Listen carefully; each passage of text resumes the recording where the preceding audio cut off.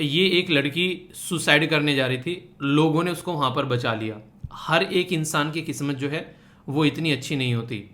आखिर ये सुसाइड करने क्यों जा रही थी, तो इसके पीछे की जो स्टोरी है वो जानकर आप लोगों को कई सारी लाइफ में डिसीजन लेने में हेल्प मिलेगी। और कई सारी ऐसी चीज़ें होती हैं जो अक्सर किसी भी इंसान की लाइफ में देखने को मिल सकती है। ध्यान से सुनिएगा जो भी बोलने जा रहा हूँ, फिर आप लोगों से पूछूंगा कि आप लोग इसके बारे में क्या सोचते हैं अगर ऐसी सिचुएशन कभी लाइफ में आप लोगों को देखने को मिलती है। एक लड़की थी, वो एक लड़के से प्यार कर रही थी, तो लव अफेयर चल रहा था। लड़के ने शादी करने से मना कर दिया, तो बंदी जो है वो सुसाइड करने चल दी रेलवे ट्रैक के ऊपर में। वो तो गनीमत है कि सामने वाले ने ट्रेन थोड़ी एक तरीके से स्पीड कम कर दी, जो ड्राइवर था, और उधर से एक इंसान ने आकर उसको ट्रैक से हटा दिया। जब यहाँ पर इस पर्टिकुलर स्टोरी में लड़के के पास में कॉल किया गया, जब यहाँ पर ये पूरी एक तरीके से ना लड़की को वहाँ से बचा लिया, फिर लड़के के पास में कॉल किया गया, तो लड़के ने ये बताया कि मैंने शादी करने से मना नहीं किया, पर हाँ मैंने अभी शादी करने से मना किया। हो सकता है लड़का अभी जॉब ढूंढ रहा हो या फिर कोई भी सिचुएशन हो सकती है इंसान की लाइफ में। तो अगर इंसान जो है कोई ऐसी सिचुएशन बनती है, क्या सुसाइड करना वहाँ पर एक सॉल्यूशन है? एक तो बात होगी क्या सुसाइड करना एक अच्छा सॉल्यूशन है, वो तो मैंने पूछा ही नहीं। मैंने पूछा कि सुसाइड करना कोई सॉल्यूशन है वहाँ पर। अगर आप लोगों को लगता है कि सुसाइड करना सॉल्यूशन है, तो इसमें आप लोगों की क्या राय है? एक छोटी सी बात के ऊपर सामने वाले ने मना कर दिया। अगर ज़िंदगी में कहीं पर भी कोई भी ऐसी कंडीशन बनती है ना, तो उसको कभी भी इस तरीके से नहीं लेना है कि बस यही इंसान ज़िंदगी में है। यार ज़िंदगी वहाँ से स्टार्ट की जा सकती है जहाँ पर ये लगे इंसान को कि अब ज़िंदगी बिल्कुल ख़त्म हो चुकी है। बस आप लोगों को उस पर्टिकुलर सिचुएशन से बाहर निकलना है एक बार, और अगर कोई हेल्प कर दे निकलने में तो उससे बड़ी कोई बात ही नहीं है। आप लोग इसके बारे में क्या बोलेंगे? क्योंकि कई सारे मेल्स भी देख रहा हूँ आजकल, कई सारे कमेंट भी आ रहे हैं, कई सारे ऐसे इश्यूज आप लोगों ने देखे होंगे। मैं मानता हूँ ये एक इमोशनल एरिया है जहाँ पर अक्सर इंसान जो है उसमें गिर जाता है और ऐसा लगता है कि बस यही ज़िंदगी हो गई है। क्यों फ़ोन पे बात करेंगे, सोना मोना रात को पूरा लगे हुए हैं, ठीक है। वैसे उनसे पूछते हैं कमेंट करके कि सर कितने घंटे पढ़े। मैं पूछता हूँ ना आप लोगों से कितने घंटे पढ़े हो, तो उसमें बहुत सारे बच्चे तो ऐसे हैं जो प्रॉपर अपने जो डेली रेगुलरली स्टडी का जो टाइम है वो बढ़ाते जा रहे हैं। कई सारे बच्चे ये कह रहे हैं कि सर पढ़ने में मतलब पढ़ ही नहीं पा रहे हैं बैठ के। उन्हीं को हाथ में मोबाइल दे के किसी गर्लफ्रेंड बॉयफ्रेंड के साथ में बात करने के लिए बोल दो तो छीनना पड़ेगा उनसे मोबाइल। ये वाली सिचुएशन हो सकती है। तो इसके पीछे रीज़न क्या है? साइंस क्या है? साइंस है आप लोगों का दिमाग, वो आप लोगों के साथ में खेलता है हमेशा। तो आप लोगों को यहाँ पर ये देखना है उसको कैसे सही डायरेक्शन में लेकर चलना है। तो उसके लिए आप लोगों को किसी भी चीज़ के लिए अपने मन में दृढ़ता लेकर आनी पड़ेगी। यानी कुछ भी हो जाए कम से कम 6-7 घंटे पढ़ने ही पढ़ना है। इसी के साथ में जिद नहीं होनी चाहिए कि हाँ यार कोई जिद बन के बैठ गई किसी चीज़ को लेकर। हमेशा इंसान को बहादुर होना चाहिए, किसी चीज़ के लिए जल्दबाजी नहीं होना चाहिए। अगर ये लड़की एकदम इस तरीके से इरिटेट होकर सुसाइड करने चलेगी, सोचो ये लड़की जो है थोड़ी देर के लिए बैठती, उससे आराम से बातें करती, यार ऐसा है थोड़ा देख लो, अगर चीज़ें हो पाती है नॉर्मल, थोड़ा सामने वाले को टाइम दो, स्पेस दो, थोड़ा सा उसको रिलैक्स होने दो, तो चीज़ें आराम से सुलझ सकती हैं। पर लेकिन जल्दबाजी में जब डिसीजन ले जाते हैं ना, तो इंसान ऐसी हरकतें करता है, ठीक है। आगे बोला गया कि दया होनी चाहिए एक जो जिंदगी में, कमजोरी नहीं। कमजोर इंसान को हर कोई दबाता है, ठीक है। आप लोगों ने अक्सर सुना होगा सामने वाले के सामने इतना ही मत झुको कि वो आप लोगों की पीठ का पायदान बना ले। तो इतना ही झुको जितना जरूरी है जिंदगी में। वर अब इंसान को हमेशा सॉल्यूशन निकालना चाहिए, माइंड को सॉल्यूशन ओरिएंटेड रखना चाहिए किसी भी प्रॉब्लम का अगर आ रही है जिंदगी में, ठीक है। ज्ञान होना चाहिए, अहंकार नहीं। दो शब्द आए नहीं इंसान को ये लगता है कि तुझसे बड़ा चाणक्य धरती पे कोई यही नहीं है। तो ये हमेशा जिंदगी में आप लोगों को गलत डायरेक्शन में चीजें लेकर जाएंगी। तो कभी भी अगर आप लोगों को लगता है इरिटेट हो, फ्रस्ट्रेट हो, कोई ऐसी चीज जिंदगी में है, तो कोशिश करो उनको थोड़ा साइड में रखो। उससे क्या होगा, आप लोगों को जिंदगी जो है वो इंप्रूव होती नजर आएगी। चीजों को थोड़ा टाइम दो। कभी इरिटेट हो गया ना, लग रहा है इसका सोल्यूशन नहीं निकल रहा है, मैं गारंटी से बोल रहा हूं आप लोगों को, उस टॉपिक से थोड़ा सा निकलने की कोशिश करो, जैसे भी निकल सकते हो। आप लोग ठंडे दिमाग से सोचोगे तो आप लोगों को लगेगा यार इस चीज के लिए मैं परेशान था। क्योंकि हर एक टाइम पे ना, आप लोग सोचो आज के डेट में आप लोगों की एज है, बचपन में सोचो किस चीज़ों के लिए रोते थे? गुड्डे गुड़िया के लिए रो रहे हैं, कहीं बाहर जाने के लिए रो रहे हैं, बच्चों के साथ में खेलने के लिए रो रहे हैं, ठीक है, टीवी चल देखने के लिए रो रहे हैं, स्कूल में न जाने के लिए रो रहे हैं। आज उन चीज़ों के लिए रोगे आप? आज की डेट में अगर कोई आप लोगों को बोले, आप लोग नहीं रोगे, आप लोगों को बचकानी हरकतें लगेंगी। पर लेकिन आज की जो चीज़ें हैं ना, आप लोग आज की जो चीज़ें देख रहे हो, कुछ सालों बाद आप लोगों को यही बचकानी हरकतें लगने लगी जो आज की चीज़ें हैं आप लोगों को। यानी कि टाइम के साथ में प्रेफरेंस इंसान के चेंज होते हैं। तो हमेशा अपने आप को टाइम दो, आप लोगों को सोल्यूशन भी मिलता हुआ नजर आएगा, ठीक है।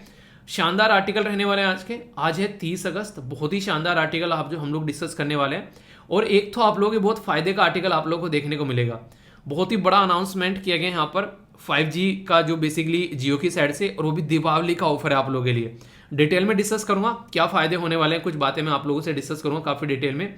एक जियो थर्मल एनर्जी का बड़ा ही बेहतरीन सा आर्टिकल आप लोगों को देखने को मिलेगा, जिसमें मैं आप लोगों को प्रॉपर बताऊंगा कि किस तरीके से जियो थर्मल एनर्जी जो है वो बनती है, कैसे पूरी प्रक्रिया चलती है। इसके कुछ क्वेश्चन भी मैं आप लोगों से डिस्कस करूंगा काफी डिटेल में। यानी कि आर्टिकल बड़ी ही बेहतरीन है, उसके एंड में आप लोग क्वेश्चन देखने को मिलेंगे, उनको आप लोगों को प्रैक्टिस करते हुए आगे बढ़ना है, और बीच बीच में क्वेश्चन भी पूछूंगा। आज के जो एसएलवी कमांडो हैं, इनका नाम है सानू, काफी अच्छे से आंसर दिए गए हैं, बल्कि इनके द्वारा तो एक बात भी बोल दी गई आंसर देते हुए कि सर आज आपने क्वेश्चन कम पूछे हैं। ठीक है, कोई नहीं यार, आज कोशिश करूंगा ज्यादा से ज्यादा क्वेश्चन पूछे जाए, पर लेकिन आप लोगों को भी पार्टिसिपेट करना है। तो आज की एसएलवी कमांडो ये बनी है, हो सकता है कल के एसएलवी कमांडो आप बन जाए, पर आप लोगों को इसके लिए पार्टिसिपेट करना जरूरी है।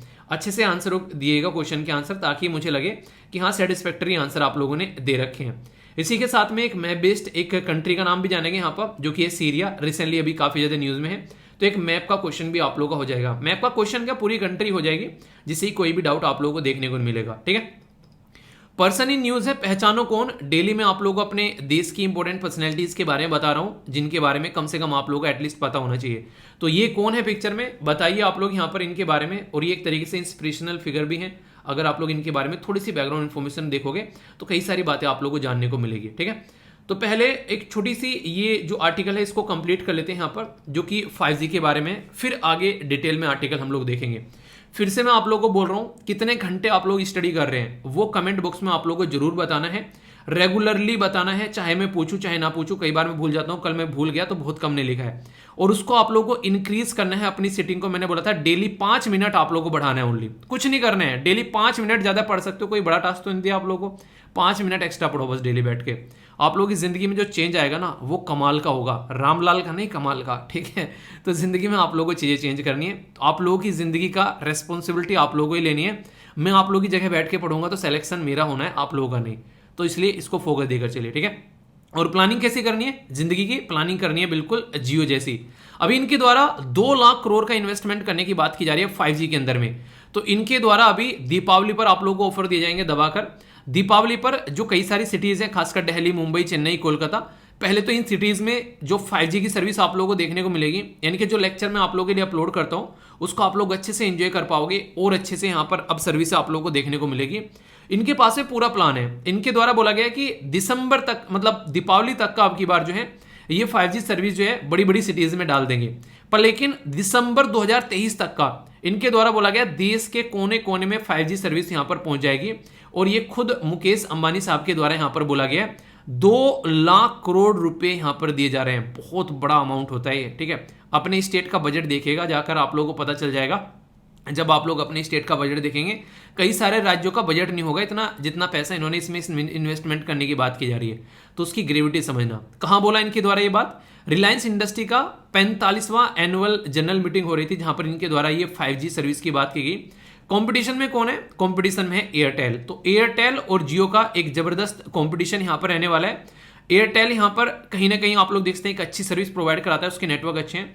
अच्छा, आप लोगों को मैं बोलूं कि आप लोगों को एयरटेल लेना है या फिर जियो लेना है, तो कौन सा लेंगे, एयरटेल लेंगे या फिर जियो? अगर आप लोगों को इंटरनेट के लिए मैं बोलूं कौन सा ज्यादा अच्छा आप लोगों को लगता है, ए या फिर जे? बताइएगा, देखता हूं आप लोग किस को ज्यादा प्रेफर करते हैं। इंटरेस्टिंग बात यहां पर जो है, जो क्वेश्चन की फॉर्म में भी आप लोगों से पूछा जा सकता है एग्जाम में, कोई भी काम जब इंसान करता है वो अकेला करे तो वो एक तरीके से ढंग से नहीं कर पाता है, पर उसके साथ में 2-4 इंसान और जुड़ जाएं और वो भी अपने अपने फील्ड के महारथी, तो भाई साहब उस फील्ड में आग लगा देते हैं। यहां पर कौन है आग लगाने के लिए इनके साथ में तैयार? एक तो है यहां पर क्वालकॉम जो है वो पार्टनरशिप है, यहां पर एक कंपनी जो कि बहुत बड़ी कंपनी है। 5G को डेवलपमेंट करने में जो भी सॉल्यूशन निकाला जाएगा क्वालकॉम के द्वारा निकाला जाएगा। और दूसरी, दुनिया की one of the biggest country है गूगल, तो गूगल यहां पर गूगल क्लाउड यहां पर प्रोवाइड कराएगी जो 5G के स्मार्टफोन आने वाले हैं, एक अफोर्डेबल, अल्ट्रा अफोर्डेबल बोला गया है। ये शब्द मुझे काफी इंटरेस्टिंग लगा। जैसे नहीं एक इंसान कह रहा है कि मैं अफोर्डेबल चीजें बता रहा हूं, वो कह रहा है कि मैं अल्ट्रा अफोर्डेबल चीजें प्रोवाइड कर रहा हूं, ये बहुत ही सस्ते रेंज में, जिससे कि हर एक इंसान खरीद पाएगा। और इनका टारगेट क्या है? इनका टारगेट है कि हर एक टाउन, हर एक तालुका, हर एक तहसील में देश में पहुंच जाएगा दिसंबर 2023 तक का। तो इनका ये टारगेट है, तो मंथ ऑन मंथ इनके द्वारा प्लानिंग की जा रही है। अभी मैं आप लोगों से बात करूं 30 अगस्त में बैठे हुए आप लोग, देखते ही देखते अगस्त का महीना खत्म हो गया। सितंबर, अक्टूबर, नवंबर, दिसंबर, 4 महीने बचे हुए हैं 2022 के, यानी कि पूरा महीना ये पूरा जो साल है आप लोगों के हाथ से 8 महीने फिसल चुके हैं। इन 4 महीने में क्या आप लोग कुछ ऐसा कर सकते हैं कि पूरे साल जो भी आप लोगों ने टाइम वेस्ट किया है उसको ढंग से यूटिलाइज कर सकें? और अगर आप लोगों ने अच्छे से इन्वेस्ट किया है पूरा साल 8 महीने, तो इनको 4 महीनों को और ताकतवर तरीके से आप लोगों को यूटिलाइज करना है। तो जिंदगी में ये तरीका होता है अपनी लाइफ को इंप्रूव करने का। जहां कमी दिखे वहां काम करिए, क्योंकि 4 महीने बाद भी अगर ऐसे ही पैटर्न में चलते रहोगे तो 4 महीने बाद भी कुछ ज्यादा देखने को मिलेगा नहीं। आप लोगों को ऐसे ही देखते देखते साल बीतल जाएगा, फिर मैं बोलूंगा हैप्पी न्यू ईयर, ठीक है, और फिर से नया साल स्टार्ट हो जाएगा। तो वही बातें हैं, जिंदगी में आप लोग ये प्लान जो है जो बना लिए उनमें टाइम टू टाइम आप लोग चेंज कर सकते हैं, पर टारगेट चेंज नहीं कर रहे हैं। प्लान यानी कि रास्ता क्या है वहां पर जाने का वो आप लोग चेंज कर सकते हैं। तो यहां पर इनका प्लानिंग जो है वो मंथ ऑन मंथ बेसिस है, जिसके चलते यहां पर ये काम कर रहे हैं। एक इंटरेस्टिंग फैक्ट है यहाँ पर, देखिए हमेशा जिंदगी में टारगेट क्यों होना चाहिए, आप लोगों को काम करने में अंदर से हिम्मत आएगी। इनका टारगेट क्या है, हमारा देश 138वें नंबर पर है जब हम लोग बात करते हैं फिक्स्ड ब्रॉडबैंड एडॉप्शन के बारे में। जो ब्रॉडबैंड सर्विस होती है ना उसके बारे में बात की जा रही है। इनका टारगेट है कि इंडिया को टॉप 10 ग्लोबल सिटी में हम लोग लेकर, ग्लोबल कंट्री में हम लोग लेकर आने वाले हैं। 138 पर से 10 नंबर पर लेकर आना है, ये बहुत बड़ा टारगेट आप लोग बोल सकते हैं। घर घर में चीजें पहुंचेगी तब जाकर यहां पर ये चीजें आप लोगों के सामने निकल कर आएगी। तो टारगेट ऐसा कब अचीव होगा, जबकि अल्ट्रा अफोर्डेबल चीजें प्रोवाइड कराएंगे तो तब अचीव होगा यहां पर ये। तो ये आप लोग रिलायंस जियो की जब ट्विटर पर जाएंगे आप लोग यहां पर, तो यहां पर भी आप लोग इन चीजों को देख सकते हैं, ठीक है। तो ये काफी इंटरेस्टिंग है, अगर आप लोगों को इसके बारे में थोड़ा सा, इसके बारे में कम से कम एटलीस्ट आप लोगों को पता होना चाहिए। तो ये पूरा एक आर्टिकल है जिसको लेकर आप लोगों के माइंड में कोई भी कंफ्यूजन नहीं होना चाहिए, ठीक है। तो अगर कोई डाउट होगा तो बताना, और बाकी यार थम्स अप वगैरह देकर वीडियो को बता दिया करो जैसी भी आप लोगों को लगती है, फीडबैक के तौर पर मुझे भी और यूट्यूब के भी, ताकि यूट्यूब को लग रहा है कि वीडियो जो है वो अच्छी चल रही है। तो ये आप लोगों की रेस्पॉन्सिबिलिटी है, ठीक है। एक और इंपॉर्टेंट आर्टिकल है यहाँ पर जो 5G से रिलेटेड है यहाँ पर, और थोड़ी सी यहाँ पर गवर्नमेंट के बारे में बातें करेंगे। और इससे रिलेटेड यूपीएससी में ऑलरेडी क्वेश्चन भी पूछा जा चुका है, ठीक है। 2016 में यूपीएससी ने क्वेश्चन पूछा, क्वेश्चन प्रैक्टिस कर कर आगे बढ़ोगे तो टॉपिक और ज्यादा क्लियर होगा। पर लेकिन उससे पहले एक छोटा सा एक इंपॉर्टेंट डे आप लोगों का रह गया जो मुझे स्टार्टिंग में डिस्कस करना था। सॉरी यार, माइंड से निकल गया 5G के चक्कर में, और जो आप लोगों को थोड़ा सा समझाने के चक्कर में कई बार ऐसा होता है मैं ना पीपीटी में चीज़ें लगा लेता हूँ किसी और मुद्दे पर बात करने लग गया तो कई बार छोटी छोटी चीज़ें छूट जाती हैं, ठीक है। तो इसलिए कहता हूँ कि पीपीटी आप लोग जरूर डाउनलोड कर लिया करो यार, उसमें कई सारी चीज़ें आप लोग एक्स्ट्रा कई बार देखने को मिल जाती हैं। पीडीएफ के बारे में बोलते रहते हैं कई सारे बच्चे, पीडीएफ टेलीग्राम पर मिल जाती है, स्टडी लवर वीर ऑफिशियल के नाम से। 1,65,000 मेंबर यहाँ पर जुड़े हुए हैं। आसानी से जाकर आप लोग यहाँ पर देखते हैं सारी पीडीएफ, जो भी इंपॉर्टेंट इन्फॉर्मेशन लगती है वो सारी चीज़ें मैं यहाँ पर शेयर करता रहता हूँ आप लोगों के लिए। तो इसको जाकर आप लोग एंजॉय कर सकते हैं, कोई भी समस्या नहीं रहेगी, फ्री ऑफ कॉस्ट है, अच्छे से इसको एंजॉय कीजिए। SLV पीडिया के नाम से टेलीग्राम है यहाँ पर, ये काफी इंपॉर्टेंट है। इसमें इंग्लिश के सेशन भी आप लोगों को देखने को मिलते हैं। जैसे आज तक का मैं टोटल 81 इंग्लिश के सेशन आप लोग यहाँ पर शेयर किए जा चुके हैं, यानी कैसे बातें करने हैं, ठीक है। एक तरीके से वो नहीं, कम्युनिकेशन स्किल आप लोग बोल सकते हैं। तो हिंदू के अंदर कई सारे ऐसे आर्टिकल्स आते हैं जो कि यहाँ पर आप लोगों के मैं डेली पोस्ट करता हूँ इंप्रूव करने के लिए। आप लोगों के इंग्लिश के यहाँ पर हैशटैग इंप्रूव योर इंग्लिश के नाम से पूरा सेशन चलता है। तो सेशन नंबर 81 आप लोगों को यहाँ पर देखने को मिलेगा। तो ये सेशन आप लोगों को डेली देखने को मिलता है, पुराने भी आप लोग जाकर देख सकते हैं, सारी चीजें यहाँ पर पड़ी हैं। तो बेसिक इन्फॉर्मेशन बहुत कुछ आप लोगों को यहाँ पर मिल जाएगी, पर लेकिन आप लोगों को इसको ज्वाइन करना पड़ेगा, ठीक है। और ये बिल्कुल SLV पीडिया, ऐसे नहीं सिर्फ विकीपीडिया, उसी के पैटर्न पर SLV पीडिया है यहाँ पर। तो इसको देखिए, कुछ ही महीने में यहाँ पर लगभग 44,000 के करीब लोग जुड़ चुके हैं। तो उनको फायदा हो रहा है, इसका मतलब इसलिए जुड़े हुए हैं, तो आप लोग भी इसका फायदा उठा सकते हैं। और ये है आंसर राइटिंग ग्रुप, यहाँ पर आप लोग आकर अपने आंसर पोस्ट कर सकते हैं वीर तालियान ऑफिशियल के नाम से। यहाँ पर सारी चीजें आप लोग देखते हैं, जो आंसर पोस्ट कर रहे हैं उनके आंसर आप लोग रिव्यू कर सकते हैं और अपना आंसर आप लोग मिला सकते हैं, ठीक है। तो ये अच्छे से एंजॉय कर सकते हैं आप लोग यहाँ पर। तीनों के तीनों ग्रुप बहुत ज्यादा फायदा पहुंचाएंगे। अब बात करते हैं इंटरनेशनल स्मॉल इंडस्ट्री डे के बारे में, यानी कि जो छोटे छोटे लघु उद्योग बोलते हैं ना जिनको हिंदी में आप लोग, उसके बारे में बात की जा रही है। तो यहाँ पर ये काफी ज्यादा जरूरी है, और ये भी इंटरनेशनल लेवल पर, हमारे देश की बात नहीं है अकेले, तो इसको सपोर्ट करने के लिए, प्रमोट करने के लिए, क्योंकि ये ऐसे एरिया हैं, ये लोगों को बहुत सारा जॉब भी देते हैं। आप लोग खुद देखिए, आप लोग एक छोटा सा कोई बिजनेस स्टार्ट कर लो, कम से कम 5 से लेकर 10 लोग आप लोगों के अंडर में काम करने स्टार्ट कर देंगे, तो आप लोग खुद को तो जिंदगी सुधार ही रहे हो, 8 से 10 लोगों को और जॉब आप लोगों ने दे दी। तो ये क्या हो गया, हम लोग जॉब लेने वाले नहीं, जॉब देने वाले बन गए। सोचो, इंसान जो है अगर इस तरीके से सोचना स्टार्ट कर दे देश के अंदर में, तो जो जॉब की कमी है वो कितनी ज्यादा फुलफिल कर पाएंगे। जो कुछ नहीं कमा रहा है एटलीस्ट अपना खर्चा निकाल पाएगा, घर वालों के ऊपर डिपेंडेंट नहीं हो पाएगा।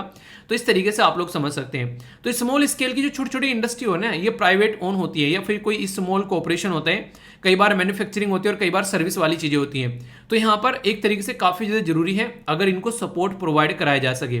आप लोगों ने देखा होगा कोविड-19 के टाइम पर सबसे ज़्यादा दिक्कतें जो हैं वो इनको देखने को मिली, जिसके चलते काफ़ी ज़्यादा प्रॉब्लम यहाँ पर निकल कर आई। तो ज़रूरी है कि इसको एक अच्छा सपोर्ट प्रोवाइड कराया जाए, और वो कैसे होगा? वो होगा कि गवर्नमेंट भी जो सपोर्ट प्रोवाइड करा रही है, क्योंकि ऐसी चीज़ें हैं यहाँ अगर ये मरना स्टार्ट हो जाएंगी तो बहुत सारे लोग जो हैं वो बेरोजगार हो जाएंगे। ठीक है, तो ये एमएसएमई के बारे में आप लोगों को मैंने पढ़ाया था कुछ दिनों पहले। एमएसएमई, ठीक है, micro small and medium enterprise, उनका क्राइटेरिया बताइए आप लोग, कितना कितना क्राइटेरिया है, यानी कि इतना क्राइटेरिया है यहाँ पर एमएसएमई का। यहाँ पर तीनों माइक्रो स्मॉल एंड मीडियम के बारे में आप लोग क्राइटेरिया लिखिए, देखता हूँ किस किस को पता है, तो आप लोगों को पता होना चाहिए। एक और छोटी सी इंपॉर्टेंट बात यहाँ पर, संविधान के अंदर जब पार्ट 3 के अंदर आप लोग जाएंगे तो हमारे जो फंडामेंटल राइट है आर्टिकल 12 से लेके आर्टिकल 35 तक, उसके अंदर जो आर्टिकल 19 है ना, उसके अंदर आप लोग कोई भी अपना बिजनेस व्यापार कर सकते हैं। तो आर्टिकल 19 के कौन से पर्टिकुलर पार्ट में है ये बात, ये भी आप लोग को बतानी है। ठीक है, तो यानी कि आप लोग अपनी लाइफ को अपने हिसाब से एंजॉय कर सकते हैं, उसके अंदर कोई इंटरफेयर नहीं करेगा। तो ये भी एक चीज़ है, ये कई बार मैच करने के लिए आ जाती है आप लोगों को, तो अगर ढंग से आप लोग काम करोगे तो एंजॉय कर पाओगे। ठीक है, तो इसलिए इसको आप लोग अच्छे से एंजॉय कर सकते हैं।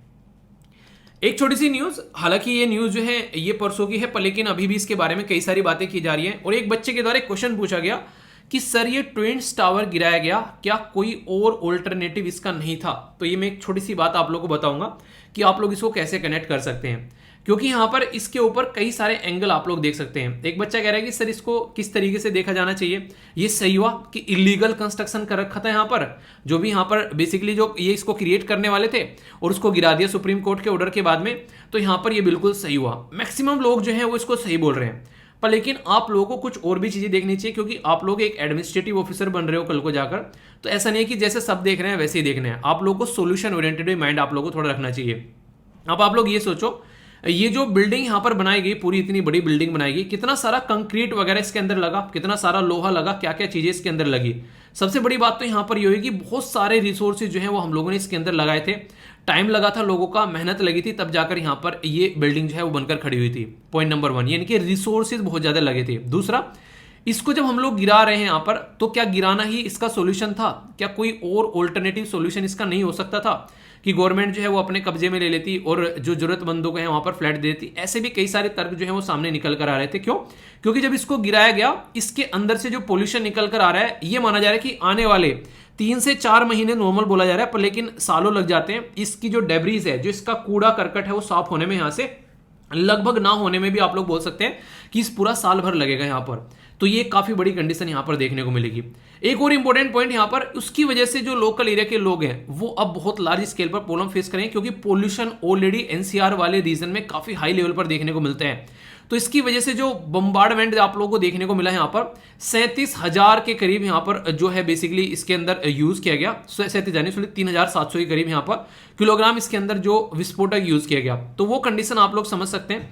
तो यानी कि इन्वायरमेंट के पॉइंट ऑफ व्यू से भी यहाँ पर चीजें हैं, रिसोर्सेज के पॉइंट ऑफ व्यू से भी, और एथिकल भी इशू आप लोग यहाँ पर इसके कनेक्ट करके देख सकते हैं। ये बिल्कुल ऐसे ही है जैसे जम्मू एंड कश्मीर वाला आर्टिकल, याद है मैंने आप लोगों को पढ़ाया था कैसे कैसे आप लोग उसको देख सकते हैं। जम्मू एंड कश्मीर में से आर्टिकल 370 हटना और वहां पर सिचुएशन का क्रिएट होना, उसको आप लोग जीएस पेपर 1, 2, 3, 4 सब जगह कवर करके देख सकते हैं। 1 क्या, जियोग्राफिक लोकेशन क्या क्या कंडीशन है वो समझ सकते हैं। 2 क्या, उनके अधिकारों के बारे में बात कर सकें। 3 क्या, जैसे वहां पर इंटरनेट सस्पेंड हुआ, वहां से आर्टिकल 370 हटा, इंटरनेट जो है बिल्कुल खत्म हो गया, तो आईटी इंडस्ट्री बिल्कुल बर्बाद हो गई, इकोनॉमी पर इंपैक्ट, लोग जो है वहां पर किस तरीके की जिंदगी जी रहे हैं आज के डेट में, एथिकल इशू उनके लिए तैयार हो जा रहे हैं वहां पर, इस तरीके से आप लोग समझ सकते हैं। तो कोई भी अगर आप लोग टॉपिक देखा करो, उसके कई सारे और भी एंगल यहाँ पर देख लिया करो कि यहाँ पर क्या क्या प्रॉब्लम है ऑलरेडी, ये भी दिक्कतें आप लोग यहाँ पर समझ सकते हैं। तो ये वाला एंगल आप लोग को पता होना चाहिए कि क्या आखिरी में यही सॉल्यूशन था, इसके अलावा कोई और सॉल्यूशन नहीं था। अगर हाँ, तो आप लोग कौन सा सॉल्यूशन यहां पर बोल सकते हैं। ठीक है, तो ये है इस तरीके से, जब आप लोगों को बोले ना कोई एक डिबेट डिस्कशन वाले या फिर आप लोग इंटरव्यू में क्वेश्चन पूछ जाए, तो इस तरीके से आप लोग यहाँ पर इसको लेकर चलना है। तो काफी इंपॉर्टेंट टॉपिक था यार ये, मुझे लगा कि आप लोग इसके बारे में थोड़ी सी बातें की जाए तो इसको अच्छे से आप लोग समझ पाओगे। अगर इसके बारे में आप लोगों के माइंड में कोई और विचार है तो कमेंट बॉक्स में लिखना आप लोग बिल्कुल मत भूलिएगा। ठीक है, मैं पढ़ता हूँ आप लोगों की कमेंट, तो अच्छा लगता है जब आप लोग रिप्लाई करते हो, कई सारे बच्चे। ठीक है, और जो भी इंस्टाग्राम पर बेसिकली कमेंट कर रहा है, ठीक है, तो वो कमेंट नहीं मतलब इंस्टाग्राम पर मैसेज कर रहे हैं, तो मैसेज करते रहो आप लोग, कोई दिक्कत नहीं है, मैं पढ़ रहा हूँ आप लोगों की मैसेज। पर हाँ, वो है कि मैंने आप लोगों को बोला था कि एक बच्चा कह रहा है कि इतने सारे मैसेज कर दिए सर, एक तो रिप्लाई कर दो फिर मैंने उसको थम्स अप सेंड किया। तो यार देखो कि सबको रिप्लाई करना पॉसिबल नहीं है। ठीक है, मैं वहाँ पर पढ़ लेता हूँ, जो भी प्रॉब्लम होगी, अगर मुझे दिख रहा है कि पर्सनल प्रॉब्लम है तो वहीं पर ही रिप्लाई किया जा सकता है, पर लेकिन कोई ऐसी डाउट कई सारे बच्चे पूछते हैं कि सर पीडीएफ कहाँ पर मिलेगी, जैसे कि मैंने बता दिया कि यहाँ पर मिलेगी। कई सारे बच्चे बोलते हैं कि सर इनसे नोट्स बनाए कि ना बताए, वो मैं कई बार बताते रहता हूँ बीच बीच में, आंसर कहाँ पर पोस्ट करें। तो ऐसे ऐसे भी कई सारे इंस्टाग्राम पर मुझे क्वेश्चन पूछ रहे हैं, ठीक है। तो वो सारी चीज़ें जो है वो मैं नॉर्मली वीडियो में आप लोगों को बताते ही रहता हूँ, ठीक है। तो इस तरीके से आप लोग पूछते रहिए, कोई दिक्कत नहीं है उसमें, तो आप लोग कनेक्ट रह सकते हैं आसानी से, ओके। तो ये था पूरा। बाकी अब चलते हैं 5G के ऊपर। तो 5G जो है हमारे देश में अभी आप लोगों को पता है इंप्लीमेंट करने जा रहे हैं, ऑलरेडी जो अनाउंस कर चुके हैं। तो इसके चलते यहाँ पर बात की जा रही है कि जो डिपार्टमेंट ऑफ टेक्नोलॉजी है, ठीक है, खासकर अगर बात करें यहाँ पर हमारी कंट्री में मिनिस्ट्री ऑफ टेलीकॉम जो है उसके अंदर में आप लोगों को देखने को मिलेगा, उनके द्वारा जो राइट ऑफ वे रूल ये जो है इसको अमेंड करने की बात की जा रही है। इसका मतलब क्या है? इसका मतलब यह है कि देखिए, अगर आप लोग चाहते हैं एजुकेशन को हर एक घर में गांव गांव हम लोगों को पहुंचाना है, तो इसका मतलब क्या होना चाहिए? तो ये बिल्कुल ऐसे है। सबसे पहले तो एजुकेशन जो है वो लोगों को एक्सेसिबल होना चाहिए, यानी कि वहां पर जो है उस एरिया में एजुकेशन के इंस्टीट्यूशन होने चाहिए, यानी कि स्कूल होने चाहिए। दूसरा नंबर यह है कि स्कूल तो हम लोगों ने बना दिया वहां पर। दूसरा नंबर यहां पर यह कि स्कूल में जाने के टाइम पर वो इतना पास होना चाहिए कि ताकि इंसान वहां पर पहुंच सके। यानी कि स्कूल है मान लीजिए आपके घर से 20 किलोमीटर दूर, ठीक है, तो डेली कोई बच्चे को इतनी दूर भेजेगा तो सोचने वाली बात होगी, तो उनके पास में होना चाहिए, ठीक है।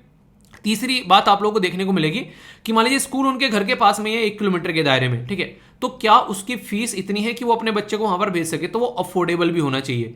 तो जब ये कुछ ऐसे पैटर्न है ये इंसान की जिंदगी में सारे आ जाएंगे, तो फिर उसको इंसान जो है यूज करना स्टार्ट कर देंगे।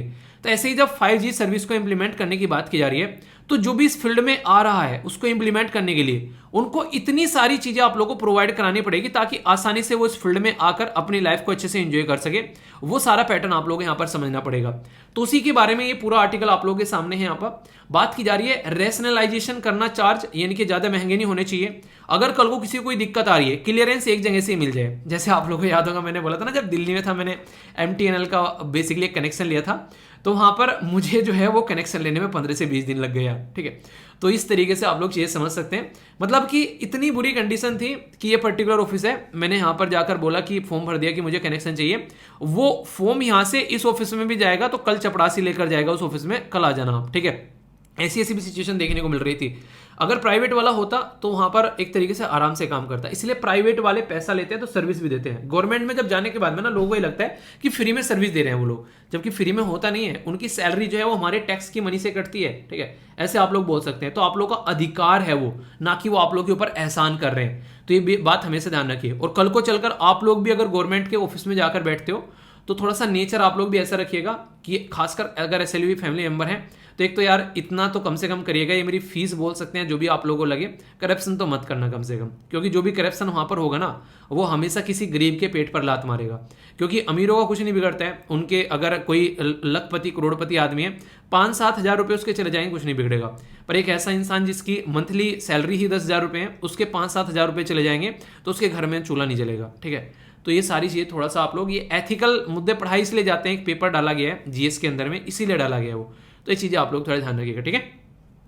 टेलीकॉम लाइसेंस के बारे में बात करें तो उसके बारे में बात की जा रही है कि एग्रीमेंट में प्राइवेट जो प्रॉपर्टी ओनर भी यहाँ पर आते हैं तो उनके लिए परमिशन की जरूरत थी पहले गवर्नमेंट से, तो उसको कैसे दूर करना है, यानी कि वो सारे मुद्दे किए जा रहे हैं। तो मेरे प्रॉपर फीस कितनी होनी चाहिए, क्या क्या एक तरीके से स्ट्रक्चर होना चाहिए, कहाँ से जो चीजें हैं, ताकि हम अपनी जो गति शक्ति संचार पोर्टल गवर्नमेंट ऑफ जो मिनिस्ट्री ऑफ कम्युनिकेशन के द्वारा सिंगल विंडो पोर्टल है यहाँ पर, अगर कोई भी ऐसा कोई ऑपरेशन है उसको ढंग से इंप्लीमेंट करने के लिए, ठीक है। स्टेट इंफ्रास्ट्रक्चर जो डिप्लॉयमेंट के बारे में बात की जा रही है, तो नॉमिनल 150 रुपए एनुअली खासकर अगर बात करें गांव वाले एरिया में, और 300 रुपए यहाँ पर रूरल जो शहर वाले एरिया में, तो एक नॉमिनल फीस यहाँ पर रखी जा रही है। तो ये काफी अच्छा है। इससे फायदा क्या होगा, एक तो गांव वालों एरिया में भी और शहर वाले एरिया में भी इक्वल इंपॉर्टेंस दी जा रही है। आप लोग ये सोचिए, आज की डेट में अगर किसी बैंक से पूछो प्राइवेट वाले से कि आप लोगों को ब्रांच खोलनी है, तो वो इंसान जो है कभी भी गांव में ब्रांच खोलेगा नहीं, ठीक है। वो हमेशा कोशिश करेगा शहरों में ब्रांच खोले। क्यों?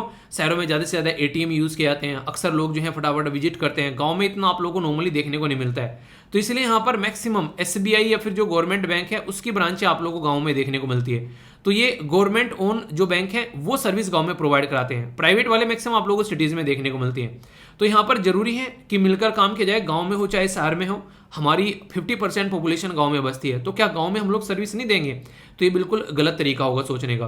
तो 5G जो सर्विस है यहाँ पर वो लोगों तक पहुंचे all part of the country. तो ये फोकस किया जा रहा है 2 से लेकर 3 साल के अंदर में। हालांकि अंबानी साहब जो है वो तो कह रहे हैं कि हम लोग दिसंबर तक पहुंचा देंगे, पर लेकिन रियलिटी में ग्राउंड लेवल तक पहुंचने में थोड़ा सा टाइम लगेगा। ठीक है, अगर सिटीज में आप लोग रहते हैं तो आप लोगों को जल्दी सर्विस मिल जाती है, पर लेकिन गांव में दूर दराज वाले एरिया में अब तक कई जगह ऐसी भी हैं जहां पर 3G 4G भी नहीं पहुंच पा रहा है। ठीक है, 2G में भी जी रहे हैं, आधी ऐसे भी एरिया आप लोगों को देखने को मिलेंगे। तो उसको इंप्लीमेंट करना, तो स्पीडी इंप्लीमेंटेशन होना चाहिए ताकि लोग जो हैं ढंग से उसको एंजॉय कर सकें।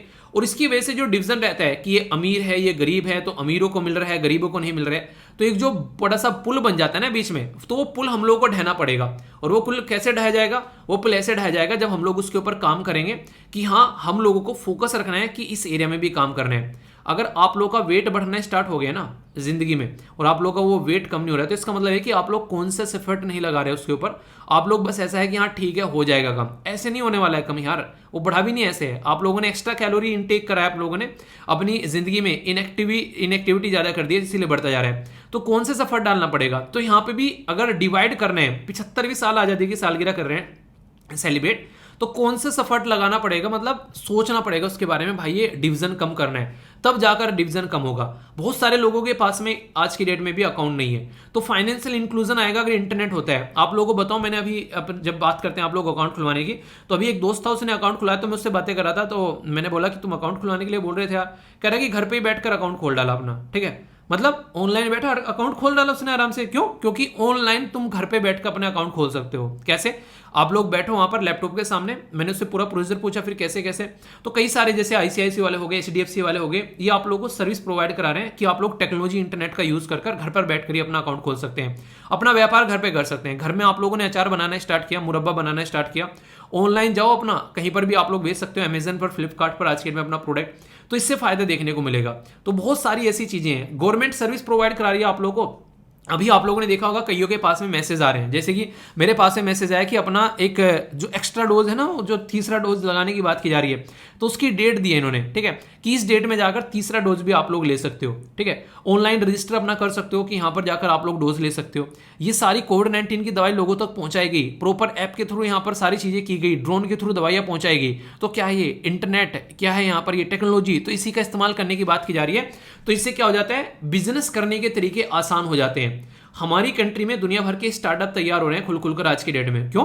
क्योंकि टेक्नोलॉजी का इस्तेमाल किया जा रहा है। तो ये समझ सकते हैं आज के डेट में आप लोग, एक ऐसे इंसान तक भी एजुकेशन पहुंच रही है जो कि दूर दराज वाले गांव में बैठा है। आप लोगों को याद होगा कोविड-19 के टाइम पर जब यहाँ पर लोगों के पास में बेसिकली कई सारे ऐसे लोग थे जिनके पास में एक ही मतलब 5-6 परिवार में एक फोन है, तो वो रिचार्ज नहीं करवा पा रहे थे। तो उस टाइम पर जब हम लोगों ने सपोर्ट किया था एसएलवी फैमिली ने मिलकर उनके मोबाइल रिचार्ज करने में, तो वहां पर उस टाइम पर मुझे समझ में आया कि एक तरीके से कितने दूर दराज एरिया तक हमारी एसएलवी फैमिली जो है वो कनेक्ट हो पा रही है। तो वो क्या था, वो था एक तरीके से यहाँ पर इंटरनेट का। क्योंकि मुझे क्या पता यार कहाँ पर मध्य प्रदेश के अंदर में किसी गांव में कोई ट्राइबल कम्युनिटी का कोई पर्टिकुलर पर्सन मिलकर लेक्चर देख रहे हैं बैठकर। ठीक है, तो उन्होंने जैसे तैसे करके मेल किया, तो उसके बाद में मुझे पता चला, तो फिर रिचार्ज किया था उनका मोबाइल। तो ये कैसे हो पाया? टेक्नोलॉजी के बेस पर वो मेरे से कनेक्ट हो पा रहे इतनी दूर से। ठीक है, कई सारे बच्चे जो है आज की डेट में क्या कर रहे हैं, जैसे कि मैंने आप लोगों को बोला था, कुछ ऐसे बच्चे हैं जो कि आज की डेट में उनकी किताबें हैं, जैसे यूपीएससी किताबें हैं। ठीक है, तो कई सारे मेल करते हैं कि सर मेरे पास में एक्स्ट्रा किताबें हैं, तो कुछ तो किताबें मैंने हेल्प की, कुछ किताबें कोई और भेज रहा है, तो उसका एड्रेस उसको प्रोवाइड करा दे रहे हैं, तो वहां तक किताबें भेजी जा रही है।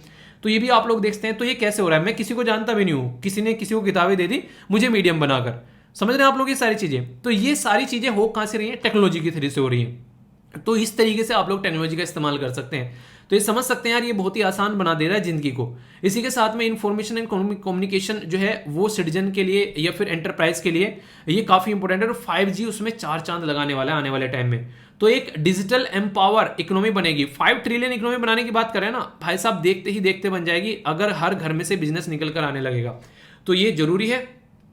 सबसे बड़ी बात है, इनके ऊपर हम लोग बात कर रहे हैं। हमारे देश में अभी सबसे जो इंटरेस्टिंग बात मुझे लगी, अपने ही आप में वो अप्रिशिएट करने वाली बात भी है, हमारी कंट्री के प्राइम मिनिस्टर मोदी साहब के द्वारा अभी देश में नेशनल स्टार्टअप डे सेलिब्रेट करना स्टार्ट करवाया है हम लोगों से। ठीक है, आप लोगों को ये बताना है वो कौन सी डेट है जब हम लोग नेशनल स्टार्टअप डे सेलिब्रेट कर रहे हैं, यानी कि डेट आप लोगों को बतानी है। ये क्वेश्चन आप लोगों से वनडे टाइप एग्जाम में फ्रीक्वेंटली पूछे जाते हैं। अगर आप लोग जाओगे ना, even RBI grade B officer का भी जो एग्जाम होता है ना, उसमें भी, इवन यूपीएससी के एनडीए सीडीएस के एग्जाम होते हैं ना, उसमें भी कई बार यूपीएससी के जो आईएएस का एग्जाम होता है उसमें थीम्स तक आप लोगों से पूछ ली जाती है। तो ये इनकी इंपॉर्टेंस है, इसलिए इनको आप लोगों को लापरवाही में नहीं लेना है, ठीक है। तो ये बातें हैं, यूपीएससी का क्वेश्चन है। अभी तो ये पूरा टॉपिक हो गया 5G के बारे में, 2 टॉपिक आप लोग के कवर हो गए। अभी यहां पर एक क्वेश्चन है जो कि लाइफ आई के बारे में पूछा गया 2016 में। यूपीएससी ने आप लोगों से बोला गया कि इट इज जो लाइफ आई यानी कि जो लाइट का इस्तेमाल किया जाता है, ठीक है, तो ये यूज करता है light as a medium for the high speed data transmission. तो पहली स्टेटमेंट में ये बोला गया। दूसरा बोला गया कि ये एक वायरलेस टेक्नोलॉजी है और several time faster than wifi. Wifi से लाइफ आई जो है वो कई टाइम फास्टर है, ये बोला गया यहाँ पर। तो कौन सी स्टेटमेंट करेक्ट है अगर इसके बारे में बात करें, तो आप लोग पहले इसको एक बार अटेम्प्ट कर लीजिए, उसके बाद में आप लोग देखना, उसके बाद में देखता हूँ किसने सही आंसर दिया है। फिर से मैं बोलता हूँ, वीडियो को पॉज कर एक बार आंसर दे लिया करो, इससे मुझे पता चलता रहता है कितने अच्छे से आप लोग लेक्चर को देख रहे हो, ठीक है। तो आंसर क्या हो गया यहाँ पर, आंसर हो गया इसका क्या, सी, यानी कि दोनों की दोनों करेक्ट है। तो पूरा का पूरा डिटेल में यहाँ पर वाईफाई लाइफ फाइल में अगर डिफरेंस भी देखना आप लोगों को, तो यहाँ पर पूरे डिफरेंस भी आप लोगों के लिए पीपीटी में प्रोवाइड करा दिए, ताकि कोई दिक्कत आप लोगों को देखने को मिले। और बाकी कुछ डेटा है, इन्फॉर्मेशन, तो इसको भी आप लोग यहाँ पर देख सकते हैं। तो क्वेश्चन ऐसे बनते हैं यूपीएससी में, ऐसा नहीं कि क्वेश्चन आप लोगों से नहीं पूछे जाते हैं, बस थोड़ा सा आप लोगों को समझना पड़ेगा, ठीक है। तो ये जरूरी है, इसके ऊपर थोड़ा ध्यान रख सकते हैं, ओके। एक थोड़ा सा डिफरेंट आर्टिकल पर, लेकिन पर्सनली मुझे काफी इंटरेस्टिंग लगा। ये आर्टिकल हिंदू के अंदर कवर किया गया, हिंदू के अंदर कवर किया गया। और आप लोग वुमेन इंपावरमेंट के बारे में अगर कुछ लिखने के लिए आए, तो ये आर्टिकल आप लोग वहां पर इस्तेमाल कर सकते हैं, ठीक है। तो आप लोग सोचकर थोड़ा सा हैरान होंगे, जो मैं आप लोगों को पढ़ाने जा रहा हूं, आप लोग बोलोगे ऐसा भी होता है? जी हाँ, ऐसा भी होता है, पर लेकिन अगर होता है तो इसका सोल्यूशन क्या है। बात करूंगा जापान के बारे में। जापान कंट्री का नाम सुनकर भी आप लोगों को ऐसा लगता है कि वाह यार, व्हाट ए डेवलप कंट्री, कितनी शानदार तरीके से वहां पर टेक्नोलॉजी रहती है, कितनी शानदार तरीके से सारी चीजें वहां पर फॉलो की जाती है। एक बहुत ही एक बेहतरीन कंट्री के तौर पर आप लोगों के माइंड में उदाहरण आता है, जैसे जापान का नाम लिया जाता है। पर लेकिन क्या आप लोगों को पता है, जापान इतना डेवलप होने के बाद भी आज की डेट में भी वहां पर एक जो डिफरेंस आप लोगों को देखने को मिलेगा, पॉलिटिकल रिप्रेजेंटेशन जो है जापान में वुमेन की, वो काफी कम आप लोगों को देखने को मिलेगी। बिजनेस वुमेन जो है जापान के अंदर में, वो काफी कम आप लोगों को देखने को मिलेगी, जबकि जापान एक ऐसी कंट्री है। तो यहां पर बात की जा रही है, हम लोग अपने देश को एक डेवलप कंट्री बनाने वाले हैं ना, आप लोगों ने सुना है डेवलप कंट्री बनाएंगे 2047 तक, ठीक है। आप लोगों ने सुनी है ये सारी बातें। हम लोग अपने देश को 5 ट्रिलियन इकोनॉमी बनाने वाले हैं, ये भी आप लोगों ने सारी बातें सुनी है। पर लेकिन ये सारी चीजें आप लोग ध्यान रखना, आप लोगों के पास में केस स्टडी है कि उस कंट्री से आप लोग सीख सकते हैं जो ऑलरेडी यहां पर ऐसी कंट्री बन चुकी है, जो कि डेवलप्ड भी है और जो यहां पर कई सारे ट्रिलियन का मार्क भी पार कर चुकी हैं, पर वहां पर वुमेन जो है वो मेन के साथ में कंधे से कंधा मिलाकर नहीं चल पा रही है। तो इसका मतलब क्या हो गया, इसका मतलब ये हो गया कि जो टैलेंट है उसका पूरा इस्तेमाल नहीं किया जा रहा है। तो टैलेंट को अगर हम लोग पूरा इस्तेमाल नहीं कर पा रहे हैं, तो ऐसी डेवलपमेंट का क्या फायदा हो जाएगा। तो यानी कि डेवलपमेंट आप लोग तभी डेवलपमेंट बोलोगे जब आप लोग सबको साथ में लेकर चलोगे। तो ये काफी एक इंटरेस्टिंग यहाँ पर बात बोलेगी। अगर बात करें, सबसे बड़ी बात अगर बात करें जापान के अंदर में, ये बोला गया रिसेंटली जो बच्चे पैदा हुए ना अभी जापान के अंदर में, आप लोगों को बताऊं बुजुर्ग हो रही है वहां की पॉपुलेशन।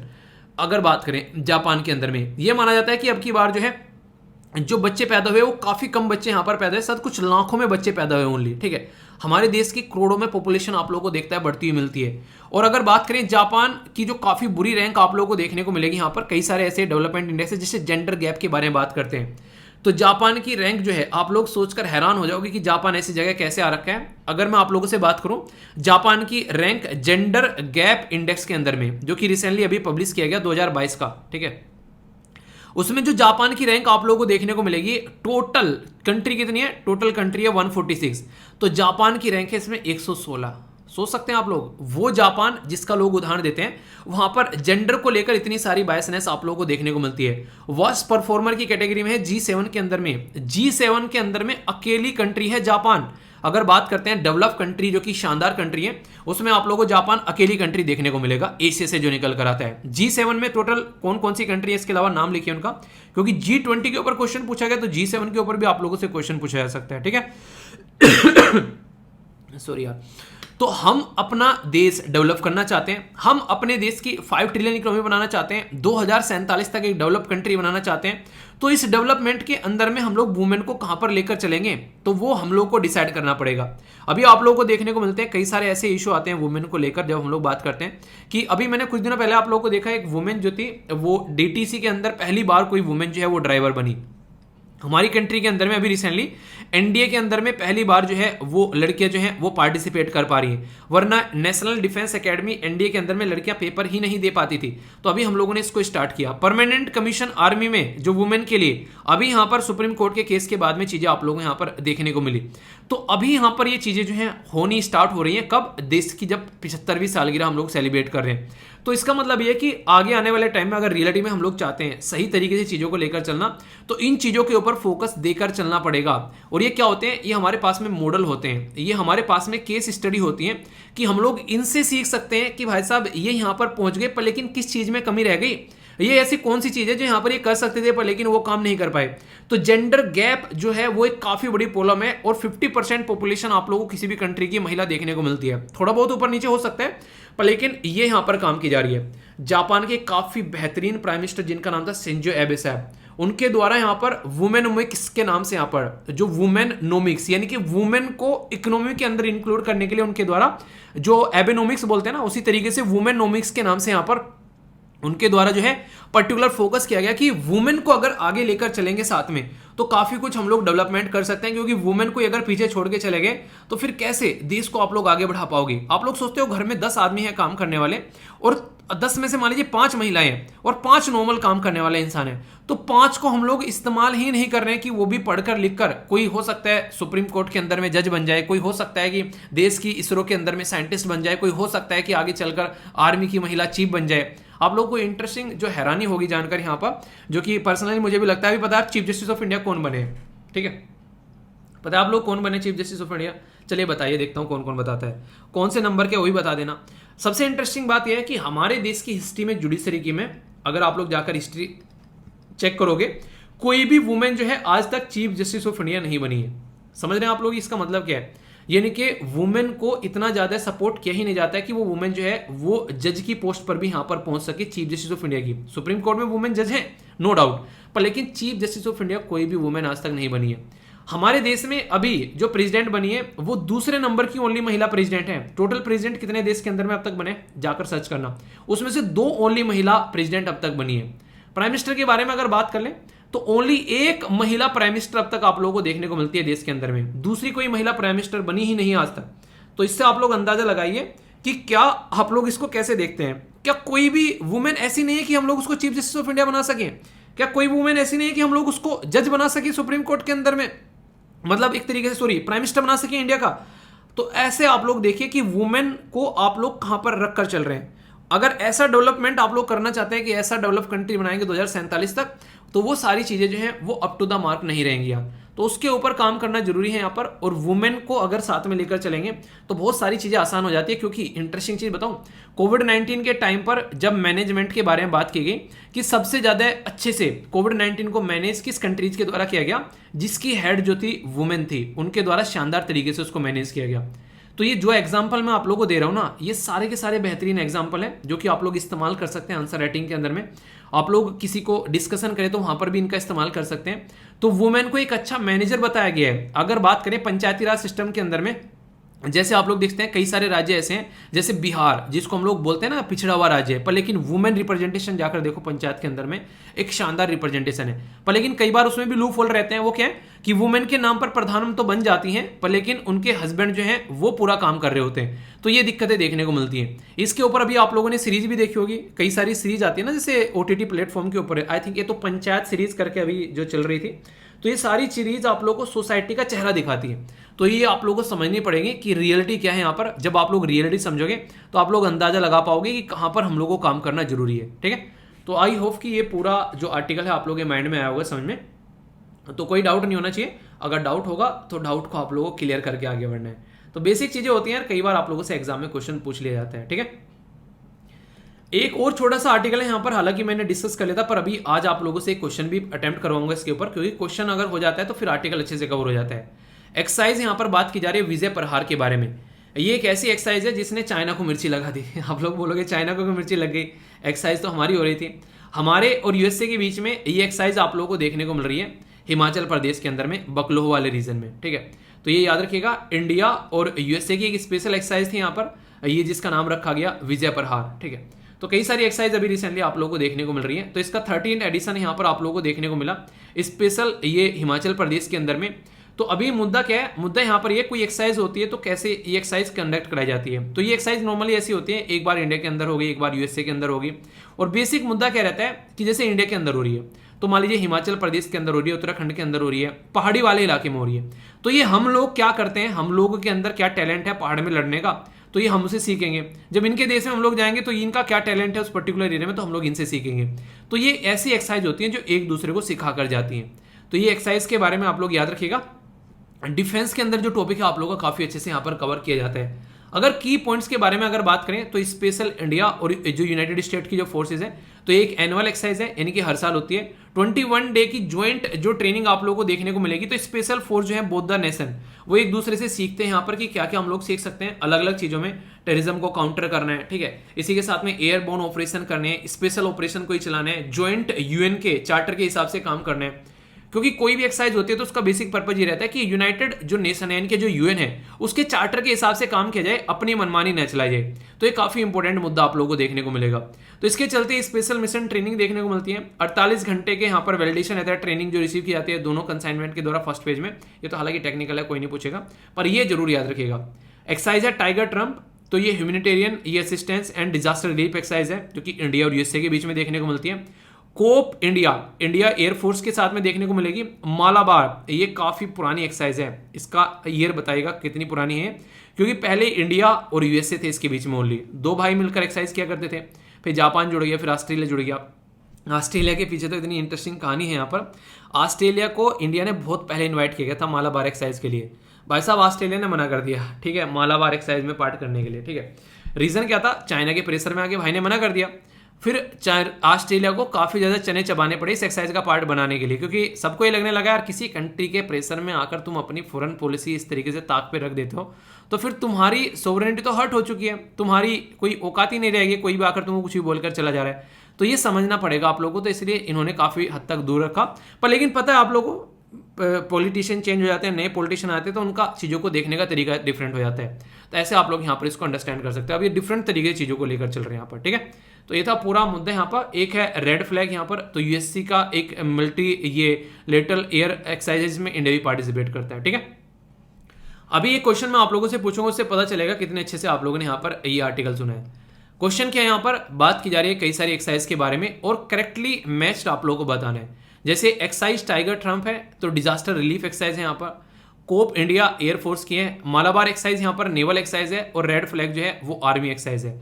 तो सही आंसर क्या है यहाँ पर, ओनली 1 पेयर सही है, ओनली 2 पेयर सही है, ओनली 3 पेयर सही है, या फिर ऑल पेयर आप लोग बोल सकते हैं यहाँ पर सही है। सही आंसर क्या है, तो आप लोग इसको अटेम्प्ट कीजिए, देखता हूँ कौन सही आंसर देता है। फिर से बोलते हैं यार, रिक्वेस्ट है दिल से, हाथ जोड़कर रिक्वेस्ट करवा लो, चाहे इनको ना एक बार आप लोग अटेम्प्ट किया करो, मतलब बिना आंसर देखे आप लोग अटेम्प्ट कर लिया करो वीडियो को पॉज करके, क्योंकि अगर गलत होगा तो यहीं पर ही गलत हो जाएगा। एग्जाम में आप लोग इसको गलत नहीं करोगे, पर लेकिन अगर आप लोग इसको लापरवाही में लेकर चलोगे फिर एग्जाम में गलत करोगे, और एग्जाम में गलत किया हुआ एक एक नंबर जो है वो आप लोग को 1 साल की खामियाजा भुगतना पड़ने के लिए मजबूर कर सकता है। तो ये आप लोग थोड़ा ध्यान रखिए, आंसर दिया करो। खरास भी हो गई। ठीक है, तो इसको आप लोग थोड़ा सा देखा करो। तो आंसर क्या हो गया, आंसर यहाँ पर इसका सी है, मैच कर लेना आप लोग, यहाँ पर आंसर देख सकते हैं। तो ऐसे क्वेश्चन आप लोगों से पूछाते हैं, तो ये काफी इंपॉर्टेंट है क्योंकि पीआईबी के द्वारा कवर किया गया, प्रेस इंफॉर्मेशन ब्यूरो, जो कि गवर्नमेंट का ट्रस्टेड सोर्स है। तो इस तरीके से समझ सकते हैं। तो पूरा डिटेल में विद क्वेश्चन पूरा मैंने आप लोगों को बता दिया। इंडिया और यूएसए के डिफेंस के बारे में कुछ लिखने के लिए आए तो वहां पर भी आप लोग इनको मेंशन कर सकते हो, ठीक है। तो इससे क्या रहता है कि आप लोगों का आंसर जो है वो और पुख्ता हो जाता है जब ऐसी चीजें आप लोग मेंशन करते हो, ठीक है। दोस्तों, आप लोगों ने एक टर्म कई बार सुनी होगी, 1 nation 1 tax, 1 nation 1 election, 1 nation 1 card. ये इस तरीके के पैटर्न में एक और नई एक स्लोगन आप लोगों का जुड़ गया है, 1 नेशन 1 फर्टिलाइजर स्कीम। यानी कि पूरे देश के अंदर में एक ही नाम से उर्वरक स्कीम बेचने की बात की जा रही है। बेसिकली जो फर्टिलाइजर होते हैं, जो उर्वरक होते हैं, हमारे किसान भाई जो हैं जिनको खेतों में इस्तेमाल करते हैं, तो उसका एक ही नाम रखने की बात की जा रही है। आप लोग बोलोगे ऐसा कैसे कर सकते हैं, कंपनी अलग अलग हैं, अलग अलग कंपनी अलग अलग प्रोडक्ट बनाती हैं, उनकी पहचान कैसे होगी। और अगर उनकी पहचान को भी एक बार को छोड़ दो, कल को चलकर किसी एक कंपनी ने घपला कर दिया तो फिर सारी की सारी एक तरीके से नहीं कि एक मछली सारे तालाब को गंदा कर दिया, तो उसको कैसे टैकल करोगे। तो बहुत एक ही इंपॉर्टेंट आर्टिकल बोल सकते हैं यहाँ पर ये, और ऐसे क्वेश्चन अक्सर आप लोगों से एग्जाम में पूछ भी लिए जाते हैं। तो काफ़ी डिटेल में मैं डिस्कस करूंगा इस टॉपिक को, और खासकर अगर आप लोग एक ऐसे परिवार से आते हैं जहाँ पर एक तरीके से आप लोग एग्रीकल्चर के साथ में कनेक्टेड हैं, तो यहाँ से इंटरव्यू का भी क्वेश्चन आप लोगों के लिए बन सकता है। ठीक है, तो अच्छे से समझेंगे यहाँ पर। तो जीएस पेपर 2 में जो गवर्नमेंट के इनिशिएटिव है उसके साथ में, या फिर आप लोग जीएस पेपर 3 एग्रीकल्चर के साथ में भी इसको कनेक्ट करके देख सकते हैं। सबसे इंपॉर्टेंट बात तो यहाँ पर यह है कि इसके नाम को लेकर थोड़ा सा बवाल उठा था कि पीएम बीजेपी, ठीक है प्रधानमंत्री भारतीय जन उर्वरक परियोजना। तो यहाँ पर इसमें जो पीएम और बीजेपी बन जाता है, इसको लेकर लोग जो है कई सारी बातें कर रहे थे। चलिए वो अपनी जगह, पर आप लोगों को एग्जाम के पॉइंट ऑफ व्यू से चीज़ें जो हैं वो पता होनी चाहिए। सबसे पहले तो ये जो पर्टिकुलर स्कीम है, ये मिनिस्ट्री ऑफ केमिकल फर्टिलाइजर के द्वारा अनाउंस की गई कि हमारे देश में एक नेशन एक फर्टिलाइजर, यानी कि अगर मोटे मोटे तौर पर बोलो तो पूरे देश के अंदर में उर्वरक की एक ही नाम से जाने जाने वाली, एक ही लोगो से, यानी कि सिंगल ब्रांड और सिंगल लोगो वाला फर्टिलाइजर जो है वो किसानों तक पहुंचना चाहिए। और इस स्कीम का नाम रखा गया है पीएम बीजेपी। आप लोग बोलोगे ऐसे कैसे पॉसिबल है, अलग अलग कंपनी अलग अलग फर्टिलाइजर बना रही है, तो हम लोग इसको कैसे लेकर चल सकते हैं। सबसे पहले तो आप लोग ये देखिए, जब संविधान के अंदर आप लोग जाते हैं तो पार्ट अगर आप लोग 7 के अंदर जाएंगे तो यहाँ पर 3 लिस्ट आप लोगों को देखने को मिलेगी। 3 लिस्ट में एक लिस्ट होती है यूनियन की लिस्ट, दूसरी लिस्ट होती है स्टेट वाली लिस्ट, और तीसरी लिस्ट होती है कॉन्करेंट वाली लिस्ट। यूनियन की लिस्ट में ओनली सेंट्रल गवर्नमेंट जो है वो कानून बना पाती है, स्टेट की लिस्ट में यहाँ पर राज्य गवर्नमेंट कानून बनाती है, और जो कॉन्करेंट जो समवर्ती सीट सूची होती है उसमें दोनों मिलकर कानून बना लेते हैं। पर लेकिन अगर सेंटर ने पहले कानून बना दिया तो उसका कानून यहाँ पर नॉर्मली माना जाता है। तो यहाँ पर एग्रीकल्चर जो आप लोगों को देखने को मिलेगा वो आता है यहाँ पर स्टेट लिस्ट के अंदर में। तो एक तो ये इंपॉर्टेंट बात आप लोग याद रखिएगा। वैसे केमिकल और इसी के साथ में फर्टिलाइजर मिनिस्टर कौन है ये आप लोग बताइए, बाकी मैं आप लोगों को पूरा ये टॉपिक आगे बढ़ाता हूँ अच्छे से। अभी अगर बात करें, सबसे बड़ी बात आप लोगों को ये देखने को मिलेगी, हमारे देश में अभी हम सब सिंगल ब्रांड की बात कर रहे हैं, जैसे कि यूरिया हो गया, डीएपी हो गया, एमओपी हो गया, एनपीके हो गया। तो ये अलग अलग, जैसे कि यहाँ पर भारत यूरिया हो गया, ठीक है, भारत डीएपी हो गया, भारत एमओपी हो गया, भारत एनपीके हो गया। तो इस तरीके से एक सिंगल नाम लगाने की बात की जा रही है। जैसे यहाँ पर हम लोगों ने भारत नाम, सिंगल नाम सबके सामने लगा दिया। All fertiliser companies, state trading entity और फर्टिलाइजर मार्केटिंग एंटिटी जो है वो इस सिंगल ब्रांड के नीचे काम करेंगी। आप लोग बोलोगे ऐसा किसी के ऊपर कैसे थोप सकते हैं, आखिर ये कैसे पॉसिबल है कि यहाँ पर सिंगल जो यहाँ पर 1/3 जो स्पेस है उसमें बोला जा रहा है नाम, ब्रांड, लोगो और अदर रिलेवेंट जो इन्फॉर्मेशन रहेगी, और 2/3 में भारत ब्रांड रहेगा, जो कि प्रधानमंत्री भारतीय जन उर्वरक परियोजना का लोगो आप लोगों को देखने को मिलेगा। आखिर ऐसा कैसे पॉसिबल हो पा रहा है कि प्राइवेट सेक्टर के द्वारा जो यहाँ पर काम किया जा रहा है उसमें गवर्नमेंट पूरा अपना दबदबा कैसे ला सकती है। तो वो मैं अभी आप लोगों को बात करूंगा। वो एक बेसिकली एक लूप होल है इसका, जिसके चलते यहाँ पर काफी सारी चीजें इस्तेमाल की जा रही थी। ठीक है, अगर बात करें यहाँ पर बहुत पब्लिक और प्राइवेट सेक्टर की कंपनी के ऊपर स्कीम इंप्लीमेंट होगी और यूनिफॉर्मिटी आएगी जो फर्टिलाइजर के जो ब्रांड है अक्रॉस द कंट्री, यानी कि किसानों को भी कंफ्यूजन नहीं होगा, एक ही नाम से का ब्रांड देखने को मिलेगा और खरीद लो अपना और लाइफ को एंजॉय करो, अपना खेतों में डालो और लाइफ में वो नहीं, खेतों में उर्वरक डाला तो लाइफ झिंगा लाला, ठीक है, तो यानी कि एंजॉय कर पाएंगे। पर लेकिन सारी चीज़ जो है वो एक तरीके से अच्छी नहीं होती है, कुछ उसके नुकसान भी होते हैं। तो नुकसान क्या देखने को मिल सकते हैं? सबसे पहले तो यहाँ पर बात की जा रही है जो फर्टिलाइजर कंपनी है वो पूरा प्रमोशन करती है, ब्रांडिंग करती है, मार्केटिंग करती है, तो भाई साहब उनको तो कुछ फायदा नहीं देखने को मिलेगा, उनको तो काफ़ी दिक्कत हो जाएगी। पहले पूरा जो यूरिया का जो कट्टा आ रहा है पूरा जो इस तरीके का, उसके ऊपर सारी चीज़ें अपनी चिपका लेते थे, पर लेकिन आज की डेट में तो ऐसा देखने को नहीं मिलेगा। तो यहाँ पर इनको काफ़ी ज़्यादा नुकसान देखने को मिलेगा। इसी के साथ में बोला जा रहा है कि यहाँ पर एक तरीके से जो कॉन्ट्रैक्ट होता है मैन्युफैक्चरर का और इंपोर्टर जो गवर्नमेंट का, वो भी कहीं ना कहीं रिड्यूस हो जाएगा। ठीक है, एक ही, क्योंकि इंसान जो है वो कोशिश करता है कि मेरे ब्रांड की वैल्यू जो है वो आगे चले। जैसे कि अगर बात करें, आप लोगों को बोलूं कि जूते किसके पहनने हैं, ठीक है, आप लोग एक ब्रांड का नाम बता दोगे, बताइए चलिए जूते कौन से ब्रांड के पहनते हैं। अगर आप लोगों को बोलूं कि कपड़े कौन से ब्रांड के आप लोग पहनते हैं, तो आप लोग बता दोगे। फोन कौन से ब्रांड का है, आप लोग बता दोगे। बताइए चलिए देखता हूँ कौन कौन से ब्रांड के आप लोग सामान यूज कर रहे हैं। ठीक है, खादी ब्रांड भी वैसे बता सकते हो, खादी भी अपने आप में एक ब्रांड है। तो कंपनी जो है वो चाहती है कि अपना ब्रांड वैल्यू जो है वो बढ़े, और काफ़ी लंबे समय से कोई भी कंपनी जो है वो ब्रांड वैल्यू के ऊपर काम करती आ रही है। तो इसके चलते यहाँ पर अभी जो ब्लेम लगाया जा रहा है कि आने वाले टाइम पे यहाँ पर एक तरीके से गवर्नमेंट की एक काइंड ऑफ मोनोपोली यहाँ पर देखने को मिल रही है, ठीक है। तो जो भी बैग रहेगा, जो बैच रहेगा फर्टिलाइजर की, जो रिक्वायरमेंट यहाँ पर जो स्टैंडर्ड बताए जा रहे हैं, ठीक है, तो कल को चलकर अगर मान लीजिए कोई कंपनी ऐसी है जिसने कुछ गलत काम कर दिया, ठीक है, तो यहाँ पर एक तरीके से नाम किसका खराब होगा, भारत ब्रांड का नाम यहाँ पर खराब होगा। और कहीं ना कहीं यहाँ पर इसके चलते एक तरीके से यहाँ पर पॉलिटिकल मुद्दा भी इसको बनाया जा रहा है। देखिए अब मैं आप लोगों को बताऊं आखिर गवर्नमेंट ऐसा कैसे कर सकती है। सबसे बड़ा जो मुद्दा यहाँ पर निकल कर आ रहा है वो यहाँ पर ये है कि गवर्नमेंट जो है वो यहाँ पर लाखों करोड़ों में सब्सिडी देती है। सब्सिडी क्या होती है, सब्सिडी होती है छूट। जैसे कि मान लीजिए आप लोग मार्केट में जाते हैं कोई प्रोडक्ट खरीदने, वो प्रोडक्ट मान लीजिए मार्केट में 50 रुपए का मिल रहा है, ठीक है, गवर्नमेंट बोले कि ठीक है हम आपके अकाउंट में जो है 25 रुपये ट्रांसफर कर देंगे, ठीक है, और 25 रुपये आप अपने पास से लगाना, तो आप लोग पूरा 50 रुपये का ये प्रोडक्ट ले लेना। यानी कि यहाँ पर एक तरीके से 25 रुपये की गवर्नमेंट ने सब्सिडी दे दी कि ये 50 रुपये का एक पैकेट है, तुम इसको खरीद कर लेकर आ जाना। मान लीजिए यूरिया का ही पैकेट है, तो यहाँ पर यूरिया का पैकेट है मान लीजिए 500 रुपये का, ठीक है, हालांकि इतने सस्ते नहीं आते नॉर्मल देखा जाए तो, ठीक है। तो यहाँ पर देखेगी 250 रुपये गवर्नमेंट ने दे दिए सब्सिडी आपके अकाउंट में, 250 रुपये हमने पास से डाले और यूरिया का कट्टा लेकर आ गए। तो गवर्नमेंट जो है इस तरीके से सब्सिडी दे रही है काफ़ी लार्ज स्केल पर। तो कहीं ना कहीं यहाँ पर क्या होता है, जो सब्सिडी गवर्नमेंट देती है तो कहीं ना कहीं एक तरीके से गवर्नमेंट का पैसा लगा होता है उसमें। तो गवर्नमेंट चाहती है यहाँ पर कई बार कंपनीज को भी सब्सिडी देती है कि आप लोग उसको सस्ता बेचो और हम आप लोगों को यहाँ पर पैसा देंगे, आपका बेनिफिट कराएंगे यहाँ पर, ऐसा आप लोगों को देखने को मिलता है।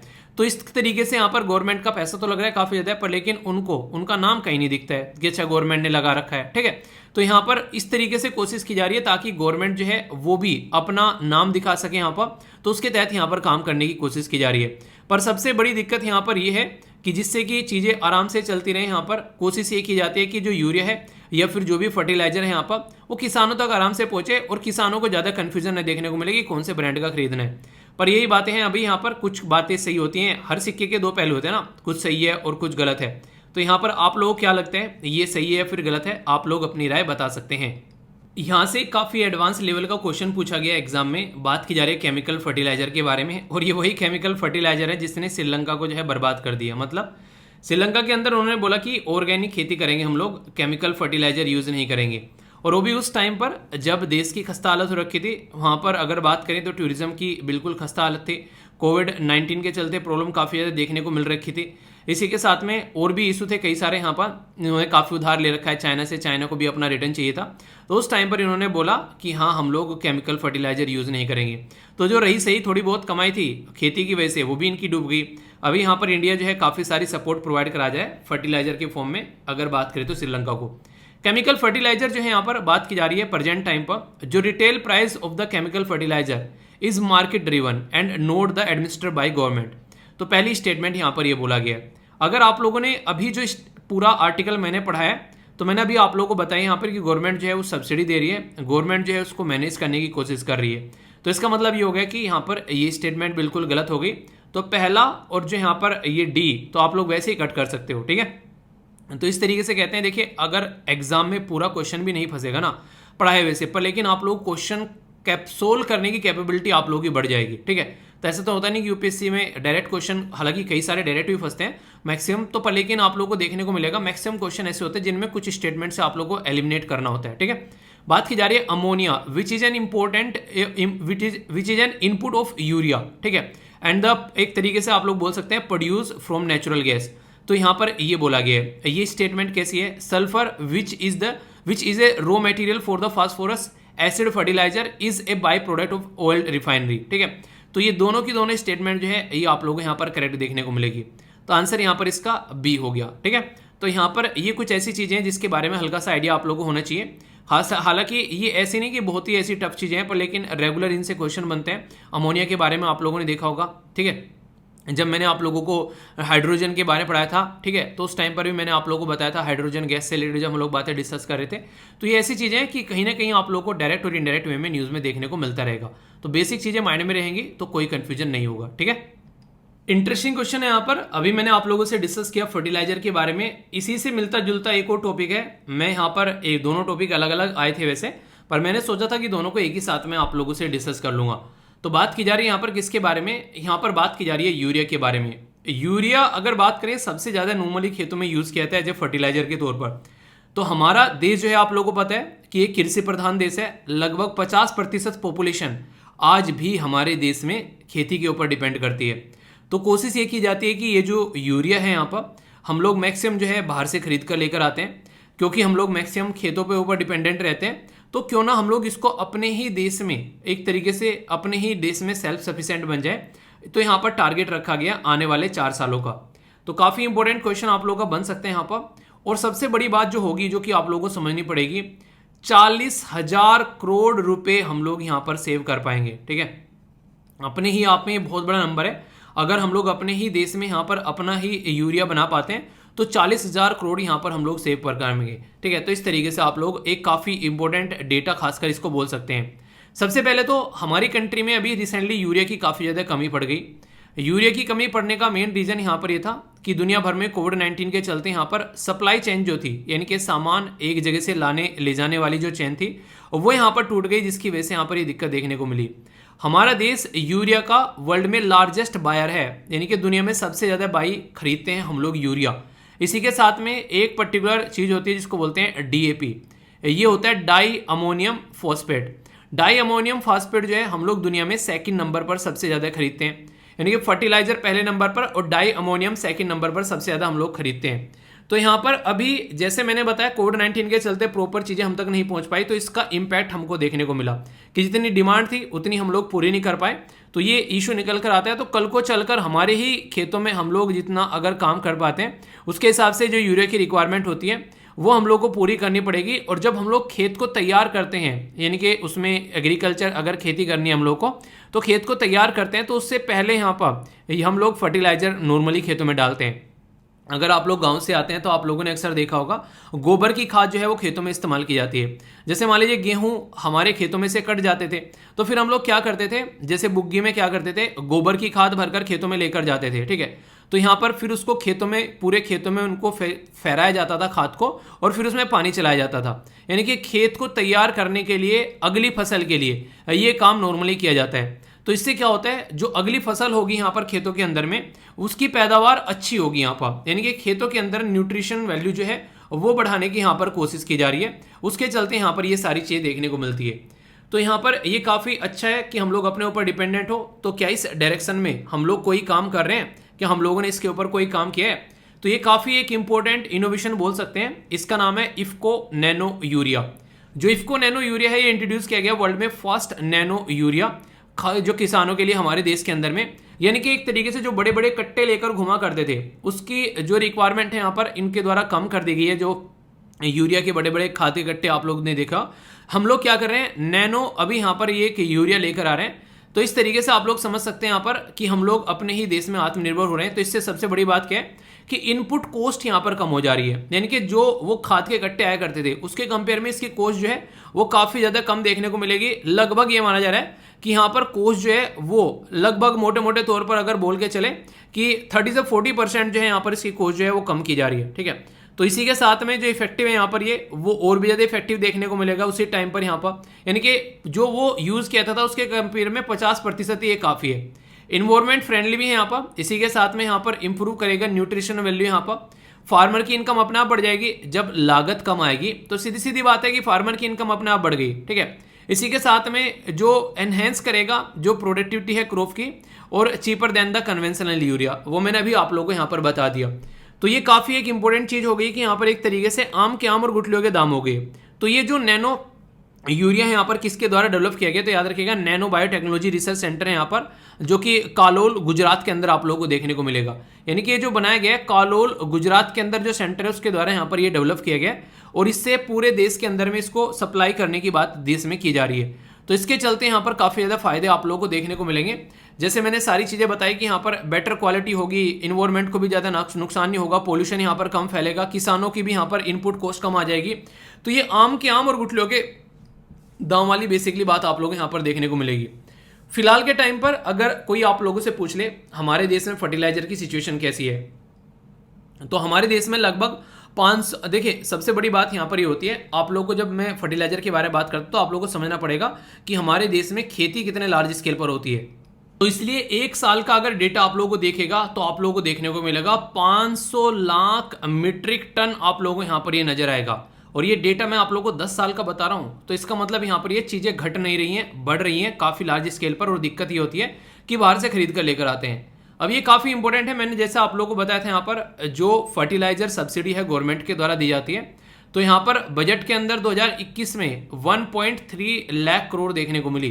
तो इसलिए गवर्नमेंट बोल रही है कि भारत ब्रांड जो है वो यहाँ पर हमारे कट्टों के ऊपर होना चाहिए। तो यहाँ से आप लोगों को समझ में आ रहा है ना गवर्नमेंट क्यों वहाँ पर ऐसी ऐसी बातें कर रही है, क्योंकि यार गवर्नमेंट जो है वो सब्सिडी दे रही है, सब्सिडी दे रही है यानी कि पैसा दे रही है, पैसा दे रही है यानी कि गवर्नमेंट एक तरीके से अपना इनपुट लगा रही है। और उसके बाद भी गवर्नमेंट के बारे में कोई जान नहीं रहा है कि गवर्नमेंट इतना खर्चा कर रही है इसके ऊपर।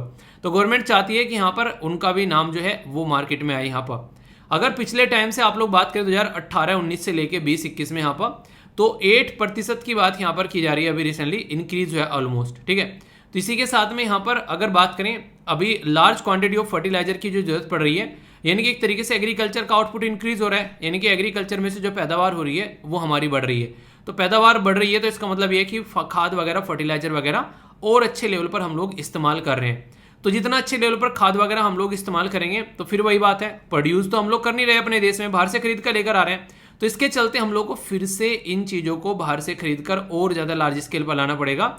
तो गैप जो है या तो उतना ही रहेगा या फिर गैप जो है वो और ज़्यादा बढ़ जाएगा। यानी कि आमदनी 98 और खर्च रुपये, जैसे आप लोगों को नॉर्मली एक डायलॉग बुलाया था ना, अगर यहाँ पर अगर आमदनी नहीं बढ़ेगी तो ये चीज़ें आप लोगों को नॉर्मली देखने को मिलेगी। ठीक है, तो गवर्नमेंट कर क्या रही है इन चीज़ों के लिए, ताकि हम लोग बोल गया 4 साल में अपने ही देश में अपना ही खाद बनाएंगे और खुद भी खाएंगे और दुनिया को भी खिलाएंगे। तो गवर्नमेंट क्या कर रही है इसके लिए, जी हाँ, जैसा मैंने अभी बताया नैनो यूरिया प्रोडक्शन। ठीक है, तो यहाँ पर 8th न्यू जो नैनो यूरिया प्लांट यहाँ पर अभी देश के अंदर देखने को मिल रहा है। दूसरी सबसे इंपॉर्टेंट चीज़ है यहाँ पर ये है नीम कोटिंग यूरिया।